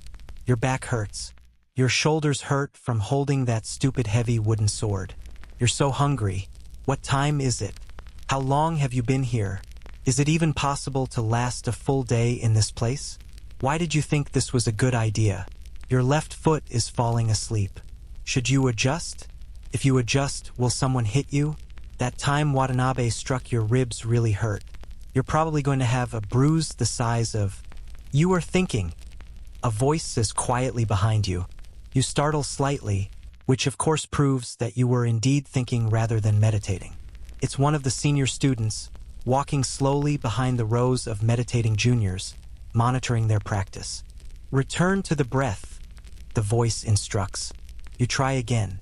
Breathe in through your nose. Your breath is ragged and shallow because your body is exhausted. Breathe out through your nose. You notice your shoulders are hunched up near your ears. You try to relax them. Now you're thinking about relaxing your shoulders instead of focusing on breath. Your mind is like a hyperactive puppy, bounding from thought to thought, completely unwilling to settle. 5 minutes pass. Maybe. Could be 3 minutes or it could be 15. You have no way to know because time in meditation does weird things, stretching and compressing in ways that make no sense. Your legs are already aching. The familiar burn of seiza settling into your knees and ankles. You shift your weight microscopically, trying to relieve the pressure. A kyosaku, a flat wooden stick, cracks sharply against your right shoulder. The hit isn't as hard as the strikes you took during sparring, but it's sudden and startling enough to make you flinch. You open your eyes and turn your head slightly to see who hit you. Another strike, this time on your left shoulder. Face forward, eyes closed, no movement. The senior student's voice is flat, emotionless. Your fidgeting reveals an undisciplined mind. When the body is uncomfortable, the mind must be more vigilant, not less. This is the torture of zazen. It's not about finding a comfortable position and drifting into peaceful calm. That's the Western idea of meditation, the spa version with soft music and guided visualizations. Traditional Zen meditation as practiced in samurai dojos is about maintaining perfect stillness and mental focus despite physical discomfort. Your legs are supposed to hurt.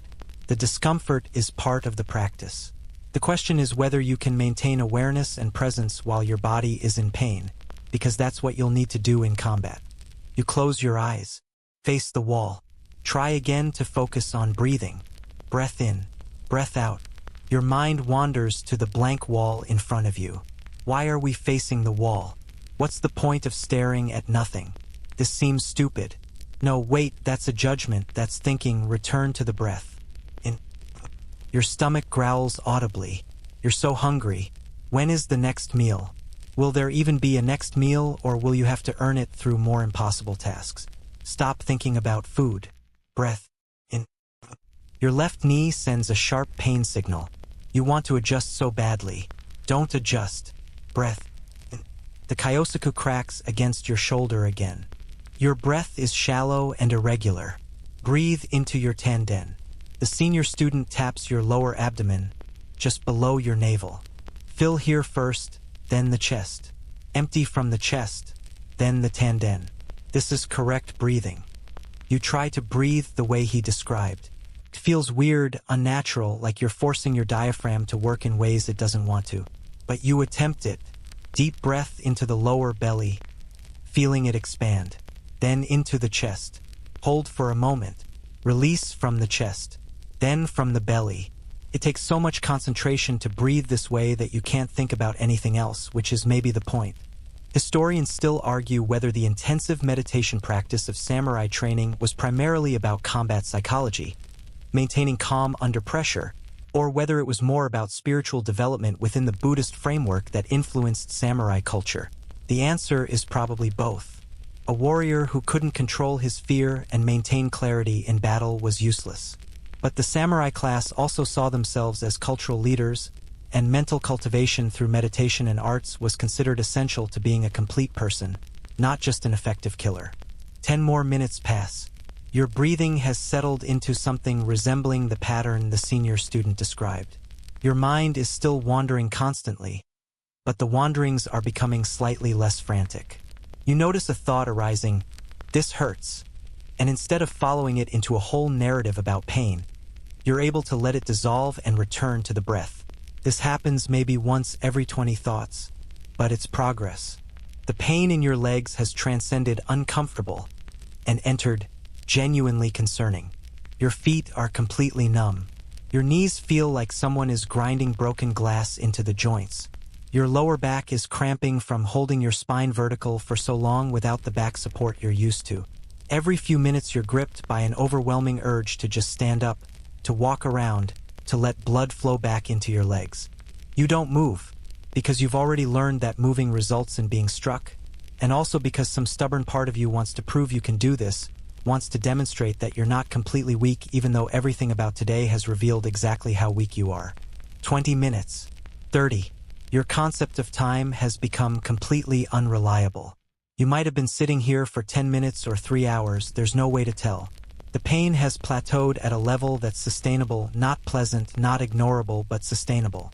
Your mind has found a kind of rhythm, thoughts arising and dissolving,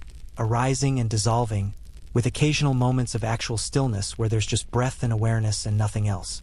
And then, for about 5 seconds, something shifts. You're not thinking about your breath, you're just breathing. You're not trying to meditate, meditation is just happening. There's awareness without a subject, presence without self-consciousness. A moment of pure experience that's both completely ordinary and somehow profound. Then you realize you're having this experience, you think, oh, I'm meditating correctly. And the moment shatters like dropped glass. You're back in your chattering mind, pleased with yourself, which is itself another form of distraction. But you had those 5 seconds. You touched something that the masters are pointing toward with all these impossible instructions. Finally, the master rings a small bell. Kinhin, he announces, walking meditation. Everyone rises from Saiza, and you discover that your legs don't work. Like, they literally don't function. You try to stand and you just topple sideways, catching yourself with your hands, your legs completely numb and useless beneath you. Around you, other junior students are having similar difficulties, while the senior students rise gracefully and begin a slow walking meditation around the perimeter of the room. You massage your legs frantically, trying to get blood flow and sensation back. The pins and needles sensation as circulation returns is almost worse than the numbness. It feels like your legs are being attacked by tiny electric insects. You manage to get to your feet, wobbling unsteadily, and join the walking meditation. The walk is painfully slow.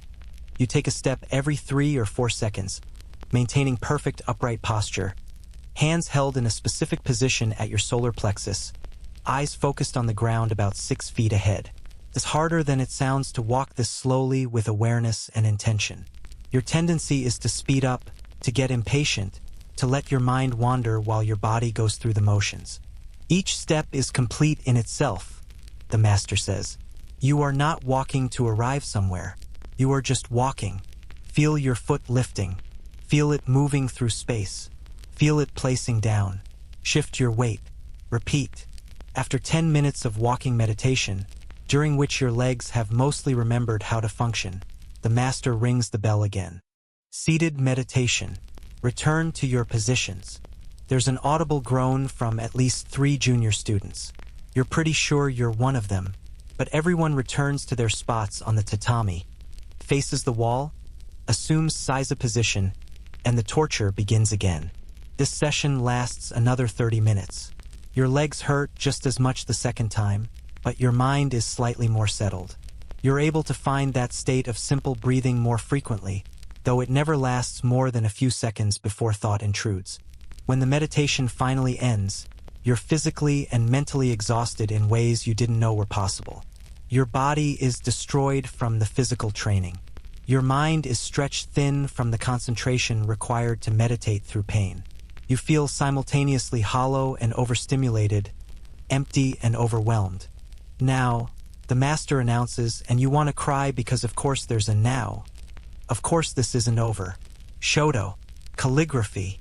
You're led to another room where low tables are set up with calligraphy supplies. Inkstones, water droppers, brushes, and sheets of delicate rice paper. You kneel at a table, yes, still in Saiza position because apparently your legs haven't suffered enough, and watch as a senior student demonstrates the process. First, you prepare the ink. You pour a small amount of water onto the inkstone, then take an ink stick and grind it against the stone in slow, circular motions. This process takes 5 to 10 minutes and requires the same focused attention as meditation. The ink stick moves in circles, slowly dissolving, releasing black pigment into the water, creating ink of the proper consistency. Grind too fast and the ink will be thin and weak. Too slow and you'll be there all day.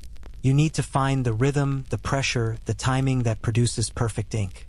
Your first attempt at grinding ink produces something that looks like muddy water. Too much water, not enough grinding. The senior student dumps it out without comment and you start over. Second attempt. The ink is too thick, almost paste-like. You ground too long with too little water. Third attempt. It's acceptable. The ink is dark and flows properly when you test it with a brush on scratch paper. You will write the character for Mu. The master announces. Emptiness. Nothingness. The void from which all things arise. He demonstrates, his brush moving across the paper with confident strokes that look effortless. The character appears in bold, balanced black ink. 2 simple strokes that somehow contain energy, movement, life. Your turn. You pick up the brush. It's heavier than you expected, balanced differently than any pen or pencil you've used. You're supposed to hold it vertically, perpendicular to the paper, controlling it through finger pressure and wrist movement while your arm floats above the work. You attempt the first stroke of the character. The brush skitters across the paper, depositing ink in an uneven, wavering line that looks like it was drawn by a drunk spider. The pressure was all wrong. The angle was wrong. The movement was hesitant and uncertain. The senior student places a fresh sheet of paper in front of you. Again, you try 20 times to write this supposedly simple character. Every attempt is terrible in new and creative ways. Too much ink, too little ink, wrong angle, wrong pressure, shaky lines, broken lines, character too small, character too large, proportions all wrong, balance off-center. Your technical execution is poor. The senior student observes after your 20th failed attempt. But more importantly, your spirit is not in the brush. Calligraphy is not about drawing a character. It is about manifesting your inner state through ink. Right now, your inner state is frustrated, exhausted, and scattered. This is what appears on the paper. He picks up a brush and writes the character in one fluid motion. It's beautiful, alive, complete. See the difference? My mind was empty when I wrote. The character wrote itself through me. You are trying to write it through effort and control. This creates tension, and tension creates ugly calligraphy. How are you supposed to have an empty mind when you're exhausted, in pain, frustrated, and have failed at literally everything you've attempted today? But you try again anyway, because what else are you going to do? Attempt 25. You take a breath, try to settle your mind the way you briefly managed during meditation, and move the brush. The character that appears is slightly less terrible. Still bad, but there's a moment in the second stroke where the line flows instead of stuttering, where the ink and paper and brush work together instead of fighting each other. Better, the senior student says. Continue. You write the character 100 more times as the afternoon bleeds into evening. Your hand cramps, your back aches from hunching over the low table, and you produce a pile of mostly terrible calligraphy with occasional moments of almost acceptable work hidden among the failures. But something is happening. The repetition, the focus, the demand to empty your mind and just move. It's similar to the sword work, to the meditation, to everything else in the dojo. You're being taught to get out of your own way, to stop trying so hard, to allow technique to emerge from practice rather than forcing it through willpower. The mental crucible isn't about suffering for its own sake. It's about learning that your anxious, chattering, controlling mind is actually an obstacle to performance. The moments when you do something correctly, parry a strike, breathe properly, write a decent character, are always moments when you stop thinking and just do. This is perhaps the most frustrating and profound lesson of the entire day. You are your own biggest problem, and fixing that requires more than physical training. It requires dismantling your entire approach to learning, doing, and being. No wonder most people didn't last. You thought, hoped, prayed that after meditation and calligraphy, the day might be winding down. Maybe there'd be dinner, some rest, a chance to collapse onto your thin sleeping mat and let unconsciousness claim you. That would be the humane thing to do. But the Samurai Dojo isn't particularly interested in being humane. It's interested in being thorough. And you're about to discover that the evening hours contain an entirely different category of suffering. Service. Junior students. The master announces as the calligraphy session ends. You will now attend to the needs of the dojo. Senior students have earned rest and dinner through their years of service. You will earn yours through service today. What follows is a systematic breakdown of every remaining shred of dignity you might have been clinging to. You're not a student anymore, you're a servant. And the tasks you're assigned make the morning's kitchen disaster look straightforward by comparison. First, there's the dojo itself to clean. And when I say clean, I don't mean a quick sweep and calling it good. I mean you're going to wipe down every square inch of the training floor with damp cloths, on your hands and knees, moving in straight lines, ensuring there are no streaks, no dust, no imperfections whatsoever. The wooden floor must be clean enough that the master could eat off it if he chose to, though thankfully he won't test this. You're partnered with Kenji, the stringy teenager who struggled with rice preparation this morning. Together, you're assigned to the main training hall. Approximately 800 square feet of hardwood that's been scuffed, dirted, and worn smooth by the day's practice. You each get a cloth, a bucket of water, and instructions to work from opposite ends and meet in the middle. You start scrubbing. Within 5 minutes, your knees are aching from the hard floor. Remember, your legs already hate you from all the seiza and squatting today. Within 10 minutes, your lower back is screaming from being bent over. Within 20 minutes, your hands are raw from wringing out the cloth repeatedly and scrubbing stubborn scuff marks. Tanaka appears to inspect your work. He kneels down, runs his finger along a section you've already cleaned, and shows you the finger. There's a barely visible smudge of dust on it. Unacceptable, he says. This entire section again. You want to argue that it's basically clean, that the tiny bit of dust he found could have come from anywhere, that this standard is impossibly high. But you've learned by now that arguing achieves nothing. You scrub the section again, pressing harder with the cloth, going over each board multiple times. Tanaka inspects again. This time he nods, not approval exactly, just acknowledgement that you've met the minimum standard. You continue scrubbing. The work is mind-numbing, body-destroying, and somehow still requires intense focus. If you zone out and scrub carelessly, Tanaka or another senior student will find the imperfections and make you redo sections.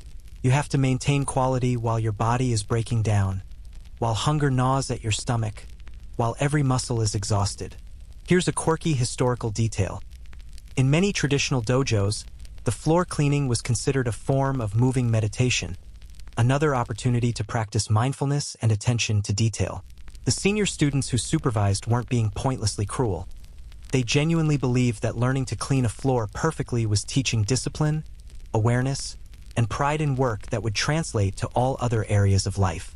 Whether this was true or just a convenient justification for making junior students do all the menial labor is something historians still debate.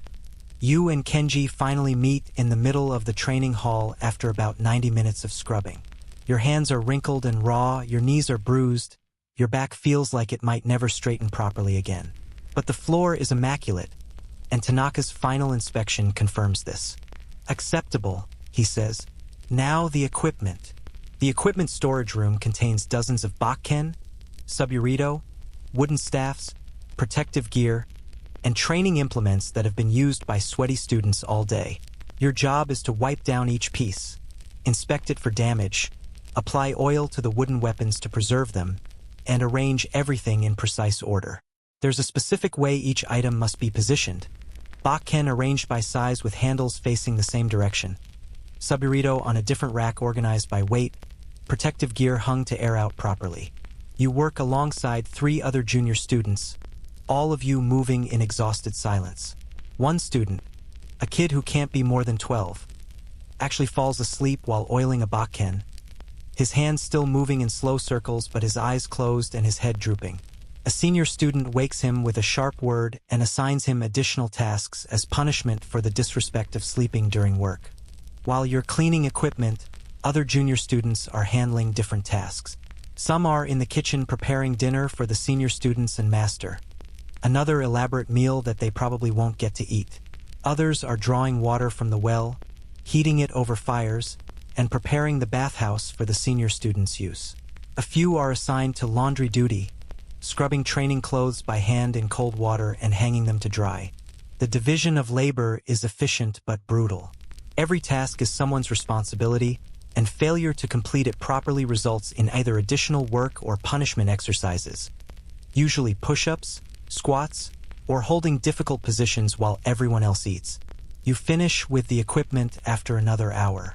Your hands now smell like wood oil and sweat. Your fingernails are black with grime that you can't quite scrub out. You're so hungry that you're starting to feel nauseous, that weird state where your stomach has moved past growling into a kind of queasy emptiness. Next, Tanaka announces to your group, you will serve the senior students dinner. This is perhaps the most psychologically difficult task yet. You're going to prepare trays, carry food to the senior students' dining area, kneel beside them while they eat, refill their tea, clear their dishes, and basically act as a waiter while you yourself are starving. And you're expected to do this with perfect etiquette, absolute deference, and no visible resentment. The senior students gather in their designated dining area, sitting in a hierarchical arrangement with the most senior students closest to the camisa. You and the other junior students kneel along the walls, holding trays of food, waiting for the signal to serve. When the signal comes, you approach the student you're assigned to serve. It's Watanabe naturally because the universe has a sense of humor, and present the tray with both hands, bowing deeply. Thank you for your instruction today, you're supposed to say. It's a formulaic phrase, but you're expected to mean it. Watanabe accepts the tray with a slight nod. He doesn't thank you. He doesn't acknowledge your effort in preparing and serving the food. He simply begins eating, and you return to kneeling along the wall, ready to jump up if he needs anything. The meal is elaborate: rice, grilled fish, pickled vegetables, miso soup, and even some fresh fruit that must have cost a fortune. You watch the senior students eat, and your mouth waters involuntarily. The fish looks perfectly cooked. The rice is steaming. Your stomach cramps with hunger.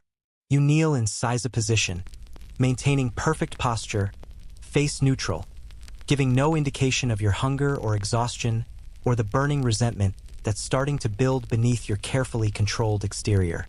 This is another test, you realize. They're testing whether you can maintain discipline and respect even when you're suffering, even when the inequality of the situation is being rubbed in your face. Watanabe finishes his rice and glances toward you. You immediately rise, take his bowl, and refill it from a shared rice pot, returning it with another bow. He accepts it without comment and continues eating. Some of the senior students are chatting quietly, discussing the day's training, making plans for tomorrow's practice. They seem relaxed, comfortable, satisfied. It's a completely different energy than what you've experienced all day. For them, the dojo is home. They've earned their place here through years of exactly what you're experiencing now. They've already paid these dues. One senior student, an older teenager you haven't interacted with much, catches your eye and gives you a tiny nod. Not pity exactly, but acknowledgement. A look that says, I remember what this was like. It's a small thing, but it helps somehow. This suffering has an end point. If you can survive long enough, eventually you'll be on the other side of it. The senior students finish eating. You and the other junior students collect the trays, bow, and retreat to the kitchen where you'll wash every dish, pot, and utensil used in the meal preparation. The washing area is just a large basin of water that's already lukewarm and getting cold. No soap, just water and scrubbing with rough cloths and sand for the really stuck-on bits. Your hands are so raw that putting them in the water stings. But you wash dishes for 30 minutes, ensuring each one is perfectly clean because if Tanaka finds a speck of food on anything, you'll rewash the entire batch. Finally, the kitchen is clean, the dishes are stacked, the floors are swept, and you're released from service duties. Junior students may now eat, Tanaka announces. There's leftover rice, maybe 2 cups total for 6 junior students. Some vegetables that are mostly wilted, a few scraps of fish that are more bone than meat. You gather around this meager offering like refugees around a fire, taking your portions with careful precision to ensure nobody gets shorted.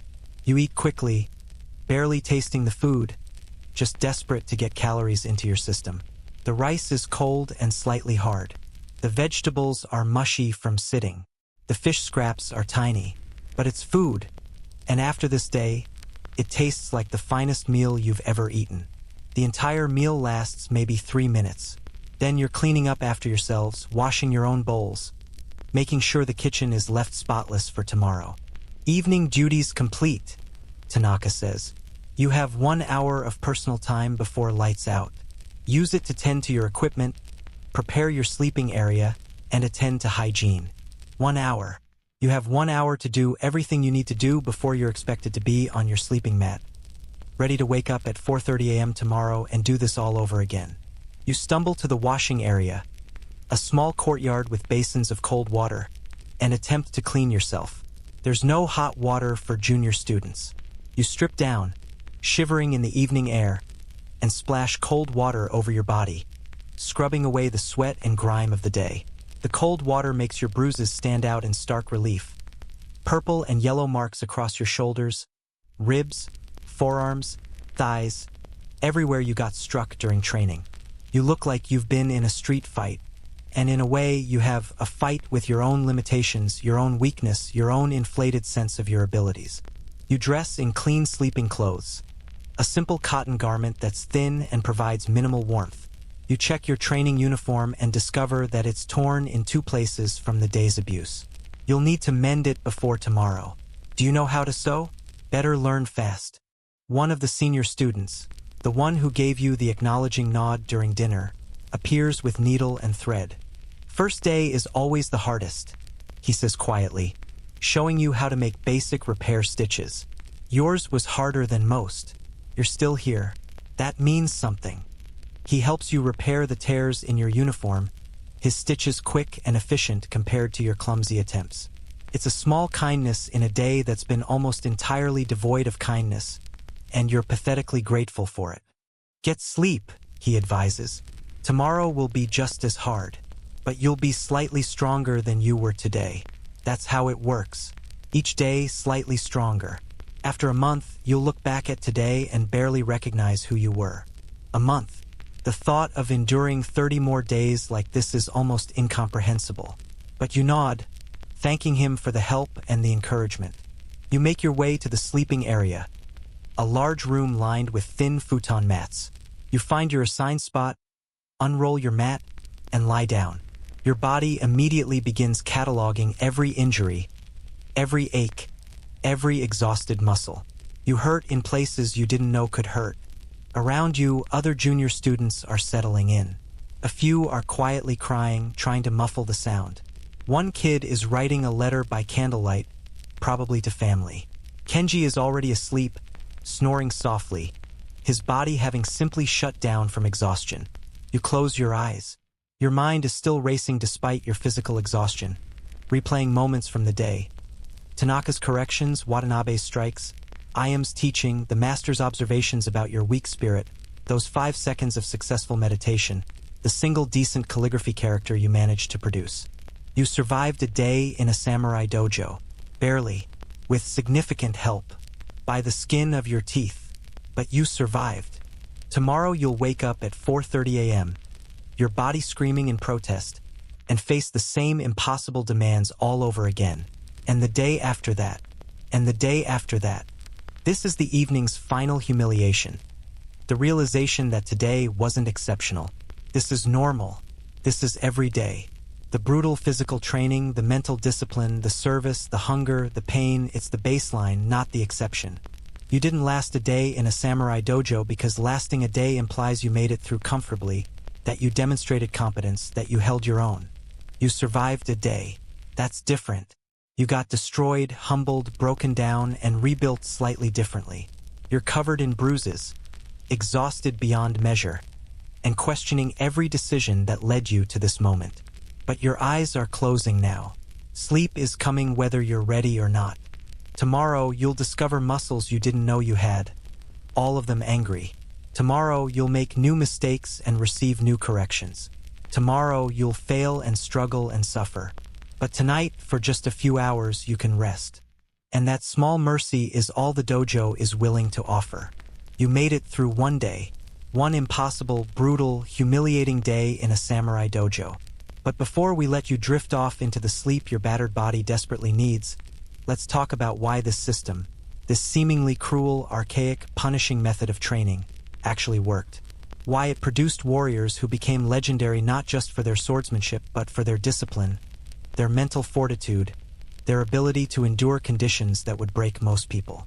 Because understanding the why behind all this suffering might be the only thing that redeems it, that transforms it from meaningless torture into something approaching wisdom. The Samurai Dojo wasn't designed to teach you how to swing a sword. You could learn basic sword techniques in a few months with a decent instructor and some practice. What the dojo was actually doing, what you experienced in concentrated, overwhelming form today, was psychological engineering. They were systematically dismantling your civilian identity and rebuilding you as someone capable of functioning in extremis, someone whose default response to stress wasn't panic or shutdown but trained action. Consider what happened to you today from a behavioral psychology perspective. Every time you made a mistake, you received immediate negative feedback, often physical. Every time you did something correctly, the punishment stopped. This is operant conditioning at its most raw and effective. Your nervous system learned faster from those Bakken strikes than it would have from 1,000 patient explanations because pain creates indelible neural pathways. Your body now knows, at a deep level below conscious thought, that certain sword angles don't work, that certain stances are unstable, that certain breathing patterns are inefficient. Modern neuroscience is just beginning to understand what the samurai masters intuited centuries ago. That skill acquisition isn't primarily a cognitive process. It's a somatic one. The body learns through repetition and feedback loops, and the most powerful feedback is immediate, unambiguous, and physically registered. When Tanaka hit your elbow for collapsing inward during a cut, your proprioceptive system, the network of nerves that tells your brain where your body is in space, logged that information in a way that no amount of verbal instruction could match. But the physical training, brutal as it was, wasn't even the main event. The real work was happening at a deeper level in your psychology, in your relationship with discomfort and failure and hierarchy. Think about Seiza, that agonizing kneeling position you held multiple times today until your legs went numb. Historians still argue whether the physical discomfort was the point or a side effect, but there's no arguing with the psychological result. You learned that you can endure more than you thought you could. That moment when your legs were screaming and every instinct was telling you to move, and you didn't move, that was a victory over your own nervous system's demands for immediate relief. You proved to yourself that discomfort doesn't have to dictate action, that you can sit with pain and not react to it. This is a crucial combat skill, by the way. Battles are uncomfortable. You might be cold, hot, thirsty, hungry, terrified, injured, exhausted, and you still have to function. A warrior who needs optimal conditions to perform is a warrior who'll get killed the moment conditions deteriorate. The dojo was teaching you to maintain performance despite suboptimal conditions, and they did it by making sure you never experienced optimal conditions. The hierarchy system, all those bows and status violations and moments where you were treated as the lowest form of life, wasn't just hazing, though it probably felt that way when Watanabe was beating you in sparring. It was teaching you to subordinate ego to the needs of the group and the demands of the tradition. In combat, especially the kind of formation warfare that samurai sometimes engaged in, individual glory is meaningless if it compromises unit cohesion. You needed to learn that your personal feelings about fairness or respect or acknowledgement were less important than maintaining the social structure that allowed the dojo to function. This is deeply counter to modern Western values that prioritize individual expression and egalitarianism. And I'm not arguing the samurai had it right from a moral standpoint. But from a purely functional standpoint, a group of warriors who automatically defer to experience and rank, who don't waste time arguing about decisions or questioning authority in the middle of action, has tactical advantages. The dojo hierarchy wasn't about human rights, it was about creating automatic obedience that would translate to the battlefield. The constant failure you experienced, dying 30 times in sparring, producing terrible calligraphy, screwing up rice preparation, missing every parry, was also intentional psychological conditioning. The dojo was teaching you that failure is not fatal, that you can be comprehensively defeated and still get up and continue. Every modern athlete and performer knows that learning to fail productively is essential to improvement, but knowing it intellectually and experiencing it viscerally are completely different things. You failed today in ways that would have been devastating in other contexts. If you performed that badly in most modern settings, work, school, sports, you'd be fired, cut from the team, or asked to leave. But the dojo kept you. They corrected you, they hit you, they made you redo tasks. But they didn't expel you for incompetence. The message was clear. Failure is expected. Failure is part of the process. Failure is how you learn. But quitting is unforgivable. This created a particular kind of psychological resilience. Samurai trained in this system learned to separate self-worth from performance. You could be terrible at something, and you were terrible at everything today, while still maintaining your fundamental commitment to continue. Your ego took a systematic beating, but your will wasn't allowed to break. This is a subtle but profound psychological skill. The ability to acknowledge that you're currently inadequate without internalizing that inadequacy as permanent identity. The meditation and calligraphy, the mental crucible you endured this afternoon, were addressing a different psychological challenge.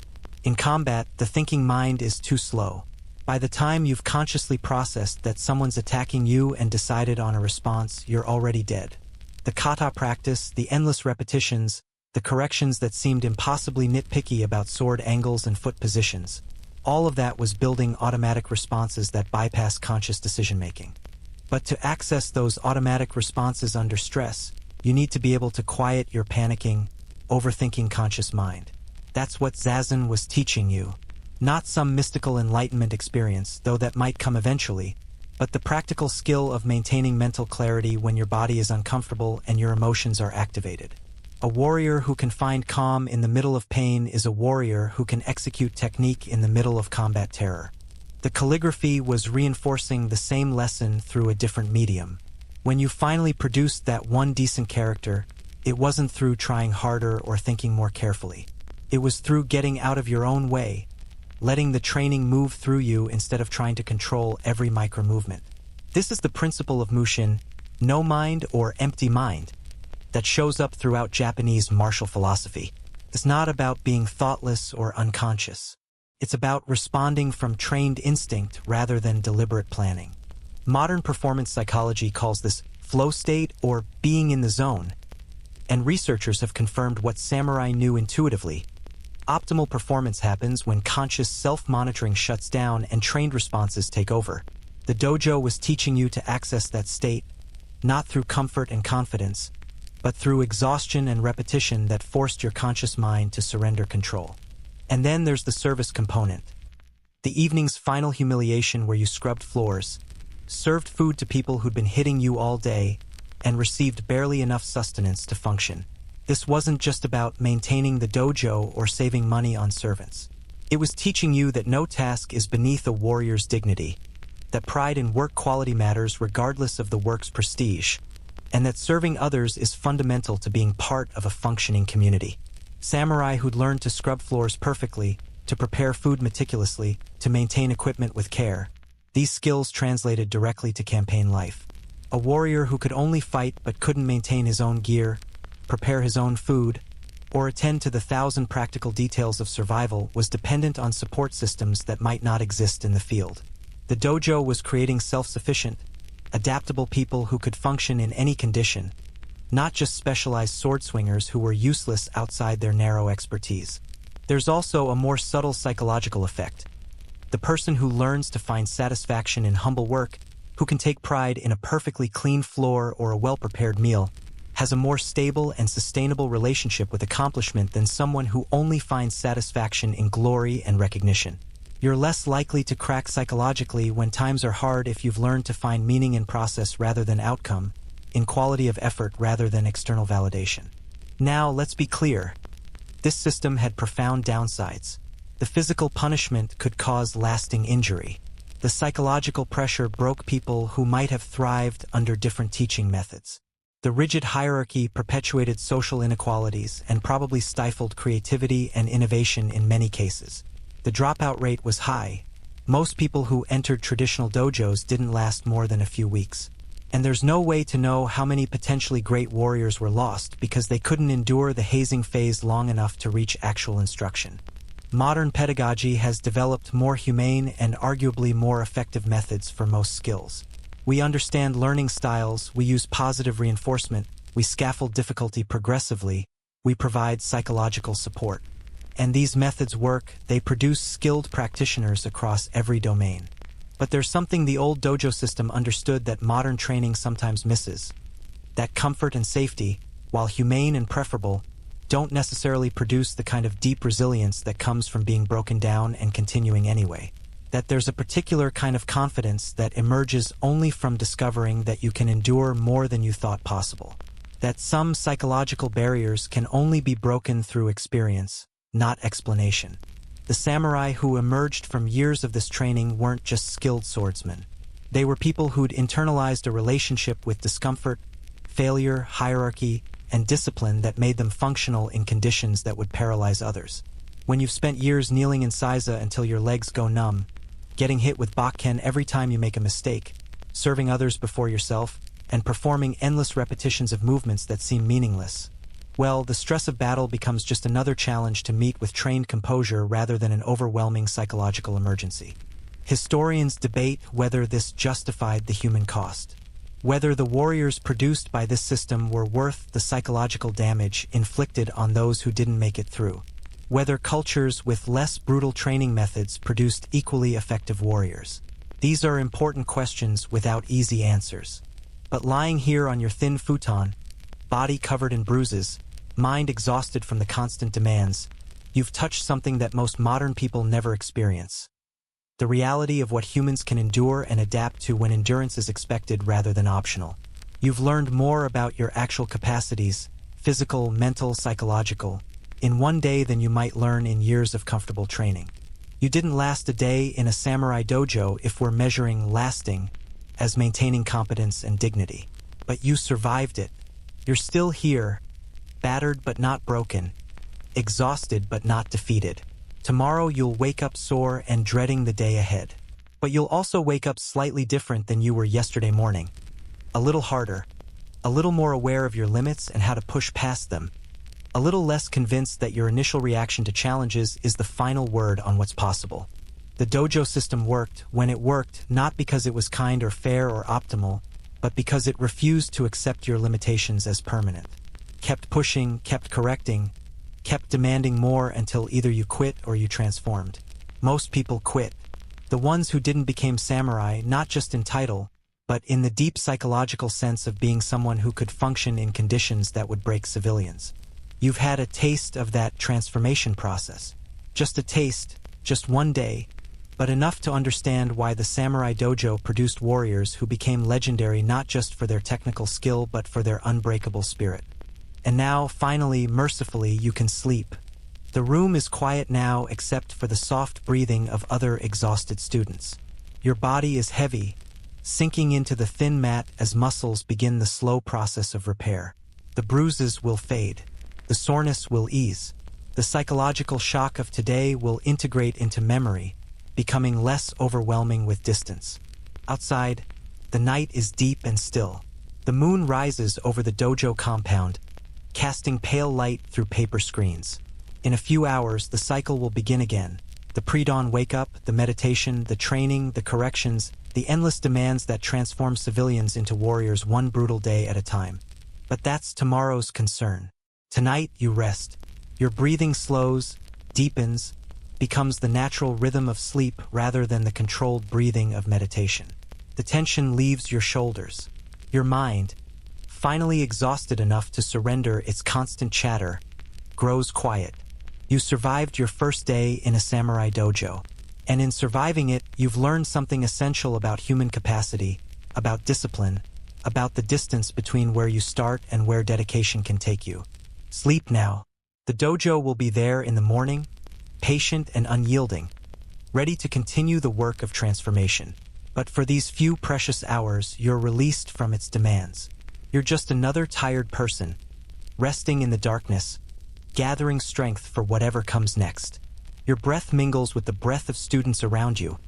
All of you joined in this temporary peace, this brief refuge before the next day's trials.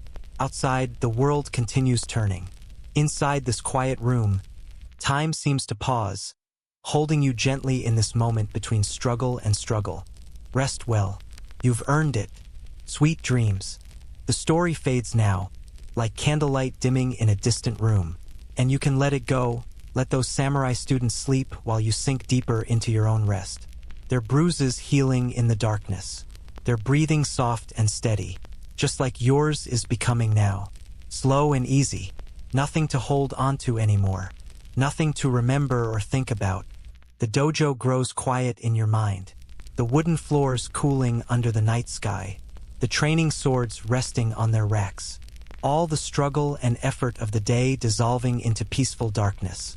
And you dissolve with it, becoming lighter, softer, drifting like those students drifted, from waking into sleeping, from tension into release. Your body feels heavy now, perfectly heavy, sinking into comfort the way those exhausted students sank into their thin mats.